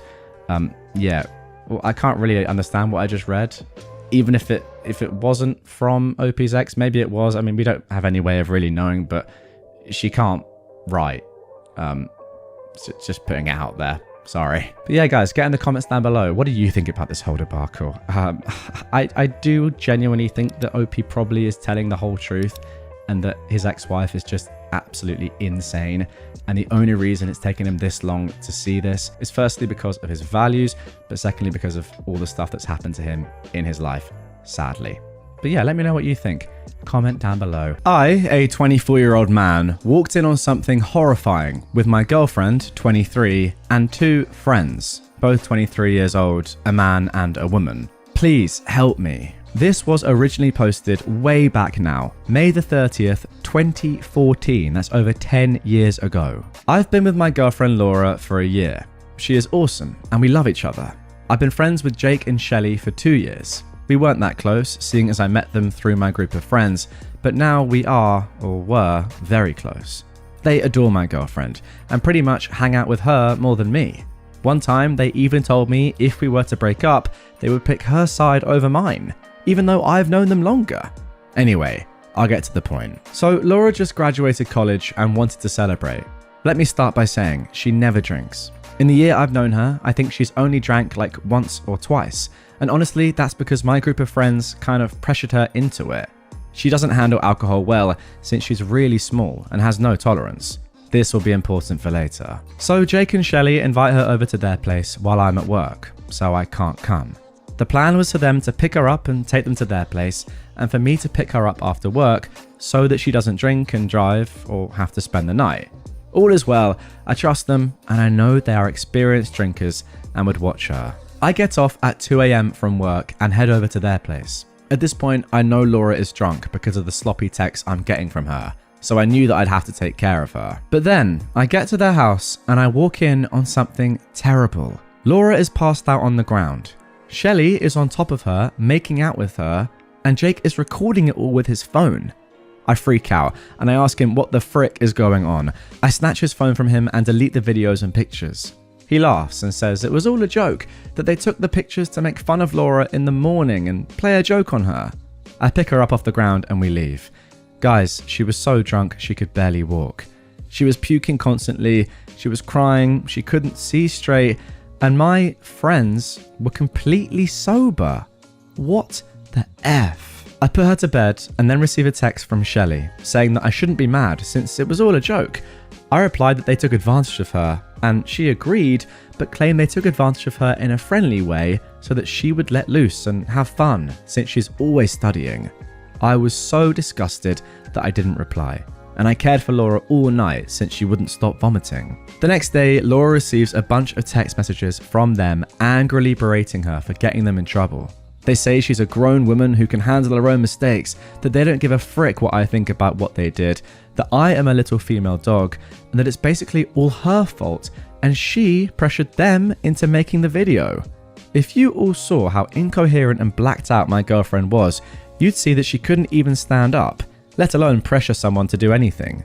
She's been crying over it all day and switches between yes, it was all her fault, to no, they were being disgusting jerks. As for me, they keep berating me and insulting me for being angry, saying that I'm overreacting to a simple joke that they were going to play on her. I don't know what to do. Please, give me some advice. Am I wrong? Because I don't freaking think I am, but Jake and Shelley are going around spreading rumors about this, making me out to be a jealous, controlling jerk, and my girlfriend to be a dumb drunk who pressured them into acting badly. Okay, before I give my thoughts, let's get straight into some comments. Somebody said, does your girlfriend remember how much she had to drink before she started to black out? She sounds like she was really sick afterwards. And if she doesn't remember supposedly doing all these shots, I'd worry about how they got her into this bad of a state. Very good question. OP replies saying she does not, but she remembers that they didn't drink. And that is fishy to me. Yeah, I couldn't agree with that more. They're all going over to have a good time and drink, but the one person who doesn't drink that much is the one that gets completely blackout drunk, and the two that do are stone cold sober? That's odd. Someone asked about the text the friends sent. OP said the exact text they sent was, we really did take advantage of her, but in a friendly way. She wanted to take more shots and we wanted her to have fun since she's always stuck home studying. It was more of a joke to her sober self. I don't really know what that means though. Yeah, I don't know either. More of a joke to her sober self. Okay, that is a very strange excuse. Now, a lot of people in the comments, rightly so in my opinion, were telling OP that this is predatory behavior. These two are predators. Simple as that. OP said, you know what, I've suspected this, but I didn't want to believe it. I always felt left out because they would prefer to hang out with her and they told me so.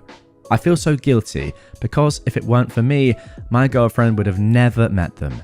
I feel bad for letting her go there with them. Okay, so there we go. That is it for the original post. And I've got to say, just off the back of that most recent comment, OP, you can't feel like that. You can't. How could you possibly have known that these two people were actually like this? If you've been friends with them for so long and you had no idea, you can't blame yourself for that. And look, Laura clearly was very friendly with them as well. And she wanted to go and see them. She could easily have said no. She wanted to. They clearly got on very well. It's just a really, really sad, tragic event that's happened that has exposed these people for who they really are. And now, as we move on to the update, I hope that they see some justice, to be honest. But yeah, I have no idea what they meant by that text. And I also have no idea why they didn't drink and she did. And look, obviously we don't know exactly what happened, but you can pretty well imagine that they were just saying, oh, go on, just have loads of shots. Maybe they were fake drinking. Maybe they were drinking a tiny bit. Maybe they just weren't drinking at all. And they knew that eventually something like this was going to happen. I don't know. It does seem slightly premeditated. The fact that they seemed or were sober and Laura was completely battered. But who knows? Let's get into the update. Okay, now let's get into the update. This was posted 2.5 months after the original on August 17th, 2014. So for several days after the incident, they constantly contacted my girlfriend, blaming her and telling her it was her fault. She did admit to them that she was blackout drunk and couldn't remember anything, and they pounced on that information by telling her false stories of what actually happened, and telling her that I was a lying and controlling jerk who just wanted to isolate her from her true friends. Since they've known me for a long time, they then proceeded to tell her horrible stories about my past, that I did drugs when I was 18 for God's sake, that I was once arrested for drunk driving. That was a mistake that I owned up to as soon as her and I met, and she's been aware of it since the beginning, and that I've slept with multiple women and that Laura is just another number to me. Guys, I'll admit, I used to be a party animal. I have a bad past, but I'm a changed person now and I love my girlfriend with all of my heart. It hurt that they were using my past against me in order to get her to come to their side. So I told her that she should go to the police and file a report, and she agreed. Well, that is good to hear. She warned them to quit harassing her, and they flipped the frick out. They showed up at our house late at night to try and talk to her. They left treats and presents for her at our door. They even got her parents involved. Now, her parents are not idiots, and as soon as I told them what they did to Laura, her parents banned them from the house and threatened to call the police if they ever showed up again. It was a crazy ordeal, considering they left handwritten notes for her parents to read, signed, "Love your favourite son and daughter." What the heck? Laura spent many nights crying into my arms, racked with guilt and confusion. Finally, we went to the police after weeks of this harassment and filed a report. She did not want to press charges. I'm working on building her self-esteem back up so she has the strength to do it if she ever wants to. The police officers said that she has enough evidence to press charges against them since she has the text where they admitted to taking advantage of her. And they also said that if she presses charges, they can confiscate their phones and search for their video. I'm still not sure how that would work, but I'm not questioning it. Laura just wanted to file a report just in case anything happens in the future, so there's a paper trail. She's contemplating putting a restraining order on them, but they've stopped and gone silent. We no longer have contact with them or any other friends that believe their lies. Laura is in therapy and is slowly starting to understand that she was SA'd, and sometimes I go with her to support her. The hardest part for her is not feeling like it's her fault. She brings up the fact that she was drunk, and if she hadn't gotten drunk, it all could have been avoided. I always tell her that is not her fault. We will see if she decides to press charges. I can't force her to do anything she doesn't want to, but I support her in anything she chooses. So there it is. I'm not sure what to make of the craziness that happened after that night. I don't get why they went psycho, leaving her notes and gifts and trying to talk to her parents. Maybe one of you guys could explain it. Well, personally, OP, I think the explanation is painfully obvious. They knew what they had done. They probably knew that it was criminal, and they've been trying everything they could possibly think of and do to make your girlfriend not press charges. I think it's as simple as that. To be honest, I think from the moment they were caught, they knew they were completely screwed because what you'd seen was SA. Now, I will say this. They are so dumb that some of the things they did after that, they've really not helped themselves. But I guess if you are SAing anyone, you're an absolute idiot and just a terrible person in the first place. So that's maybe not an important point. But yeah, in terms of the video as well, Even if you delete a video off your phone, even on recently deleted, get rid of it, it's still there. It can be recovered if you have the right software. The police do that sort of thing all the time. Now, from Laura's point of view, I will say this. I do completely understand it. She's probably still trying to process what's gone on. She probably does genuinely think, oh, if I'd not got so drunk, this would never have happened. They're meant to be, or they thought they were, two of my best friends. This must be my fault. But no, I think what's really happened here is that you've just been exposed to who these guys really are as people. And yeah, there's no doubt about it in my mind. They are predators and they deserve to go to jail for what they did. Am I wrong? Invited to a wedding, but there's a catch. This was originally posted on July the 11th, 2024. I was so happy to see a wedding invitation in my mailbox. I pulled it out and a little note fell out on an index card, but I looked at the invitation first. It was truly beautiful, and I immediately stuck it to my fridge like the work of art it was. It was addressed to my husband and me, and I was beyond stoked. I love weddings. I tend to get teary-eyed and smile until my face hurts at the joy of new beginnings and all the love. I was even a wedding singer. That's how much I love them. I picked up the note card and read that while me and my husband were invited, I'd be in another room helping to babysit all the children there with several other female invitees. There's a special room for children at the church, and that is where I'd be. For everything. I'd still need to dress for a wedding in case I wind up in any photos, but I'd be taking my reception meal with the children, and I'd be with all the kids for the ceremony. Then there was a link for their gift registry. Oh, and the meals for my husband and myself would be $100 each, and we have a link to pay it when we digitally RSVP. The first problem here is that I am disabled at 50 years old. Legally. I use oxygen. I use a walker when I need to walk long distances. I sometimes have to give up the walker entirely and use a wheelchair. I'm not proud of it, but there it is. I could happily sit in a room and look at kids, but I'd be pretty useless to prevent a fall or stop a child from choking or anything else that would require me to move quickly. Second, my husband isn't the one who has been friends with these people since childhood. I am. Why would he be invited to watch the ceremony and be part of the reception, but not me? He said he'd happily watch the kids and let me attend the wedding and reception, but the invitation specified that only other female invitees would be watching the kids, so I doubt they'd let him. Is this a normal thing at weddings now?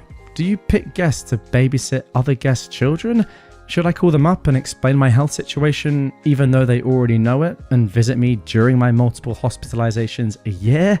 I hate having to pull the health card, but honestly, what were they thinking? I confess that I feel offended and hurt that I'm nothing more than a babysitter to them who is expected to pay for my supper and babysit for free. Would I be wrong to simply tell them we won't be able to attend and to find another sitter? And if we don't go, do we still send a gift? No, you would not be wrong at all to tell them that. And there's no way you should send them a gift at all. It's obvious. It's just insane what is going on here. Now, there's way more to come in this story, I'm happy to say. Well, happy, you get what I'm saying. There's a lot more to come. There are about 3 or 4 updates. But first of all, I just want to give my immediate thoughts as to what I think is going on here. Actually, before I do that, get in the comments down below. Don't cheat. Don't skip ahead. What do you think is going on here? What do you think the reason is for this apparent switch up and the weirdest wedding invitation of all time? For me, I think we've got another case of just pure ableism here. And like we've seen before in other stories that I've narrated on this channel, I feel like, you know, this woman, this bride-to-be just perhaps doesn't want someone with a wheelchair or with a walker or oxygen tanks in her photos. I think that might be the reason. I don't want it to be, but that is the only thing I can think of. Let me know if you guys agree in the comments down below. But yeah, as it stands, I am sadly leaning towards that reason. Now, before we get into the first update here, there are a couple to come. OP has first of all answered just some more basic questions for further context. Let's get into that. Okay, then let's get straight into OP's first update, which addresses some questions. I know these folks because my mum, RIP mum, and the bride's grandma were besties. So I grew up with the bride's mum as an almost sister to me. We went to school together, graduated together, worked at the same place twice, and have been super close since. The bride is like a goddaughter. At least I thought she was. I'm gobsmacked here. The church where they're getting married is a Southern Baptist church. They aren't members. None of us are overly religious. They just liked the venue and booked it. I've never been inside, but it's lovely on the outside. And apparently it has a childcare room that is big enough for a bunch of women and kids to hole up comfortably for a wedding and reception. We're all American. The groom's family is related to my family via marriage, and the bride and groom met at my house at a cookout a few years ago. I've always been way closer to the bride's family though. I knew that there had been a proposal. I got FaceTimed about 10 minutes after it happened, and my husband and I cried and laughed and wished them well and oohed and ahed over their story and the ring. I was expecting an invitation, sure, but not like this. The last time I had lunch with the bride's mum, she told me they're inviting around 200 people, so it will be a large wedding with, I'm assuming, a ton of children. No, I don't hate kids. I love kids. I would have loved to have kids of my own, but my body just wouldn't do it. It took 2 miscarriages and a stillbirth to finally make me accept that it wouldn't happen for us. We're in the process of adult adopting 2 young adults that we brought into our home when we found out they were kicked out and homeless at 18. They've lived with us for years and we're making it legal. They call us mum and pop and we're a family. I'm still considering my options. I've started and deleted multiple emails to the bride's mum. I'm a raw nerve right now and my tone isn't the kindest. I want to keep it all in writing so there can be no he said, she said. I plan to ask if they incorrectly sent me the note about babysitting, since they know I physically cannot do that. But every inception of the email led with, "What the actual frick, Donna?" So I need to think about it some more. Thanks for all the comments. I'm reading them all. Now, speaking of comments, let's get into some of the top comments from the original post. Now, first of all, somebody said, while quoting OP, who said, "I'm not proud of it, but there it is," talking about their disability, they say, "Sorry to not reply to your initial question, but this comment caught my attention.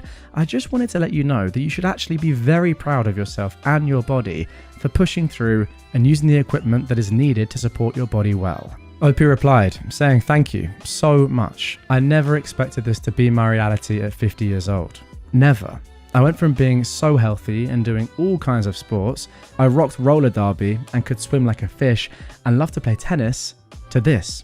And sometimes I feel like it's not even my own body I'm living in anymore. It's just not okay. Therapy is helping me accept it, but it's still an uphill battle that I feel like I can't win.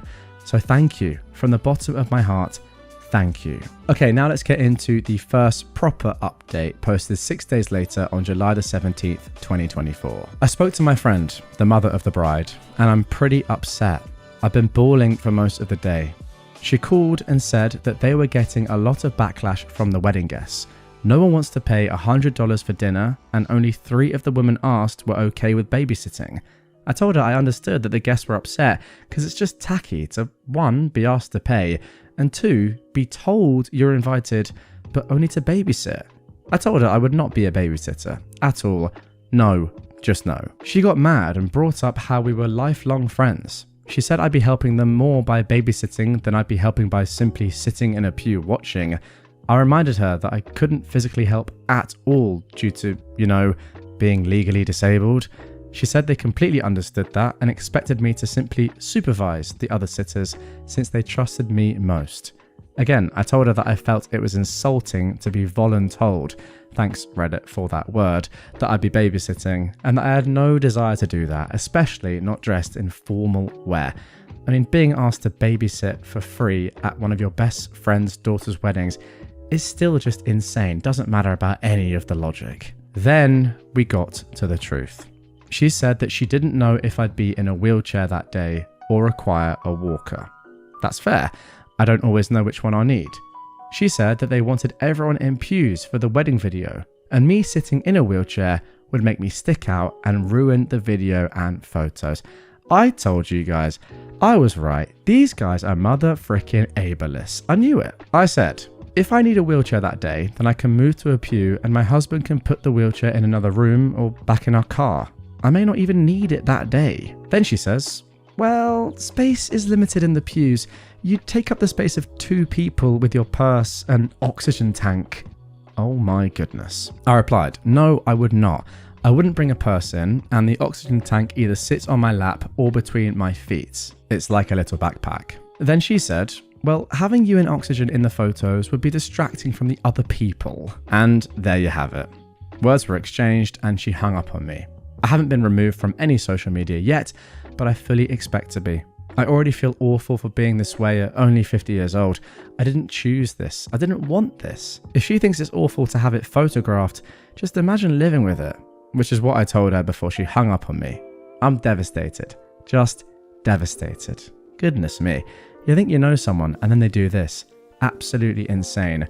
Let's get into the second update. This was posted on July 25th, 2024, a week later from the first update. I'm not in the greatest headspace. I don't think I've ever been less okay, honestly. I did not register to RSVP or communicate with them further until another invitee got in touch with me and said that the mother of the bride, a person I thought of as basically my sister, was bad-mouthing me into the ground. I explained my side and our mutual friend was livid. They told the mother of the bride and the bride that they were wrong to want to exclude me because I might or might not need a wheelchair and would have oxygen on my face. I could remove the oxygen for photos, they told her. So the mother of the bride sent me a message saying, and I quote, "Well, if you're going to be butthurt about the aesthetic we want to achieve and try to turn other guests against us, then you can freaking come and sit in a pew, but not in photos. And we'll try to get the videographer to do edits to the wedding vid too. But I won't forget how you made this difficult for us." Oh my goodness me. You made it so difficult for us by having a disability. That is crazy. I replied, "How did I make it difficult other than existing?" She replied, "You clearly told blank about what I told you regarding your wheelchair and oxygen, and she's telling everyone else. We're getting a ton of hate." Yeah, I wonder why, for being ableist. I said, she asked me if I was attending and I told her no and explained why. I didn't lie to her. I told her exactly what you said.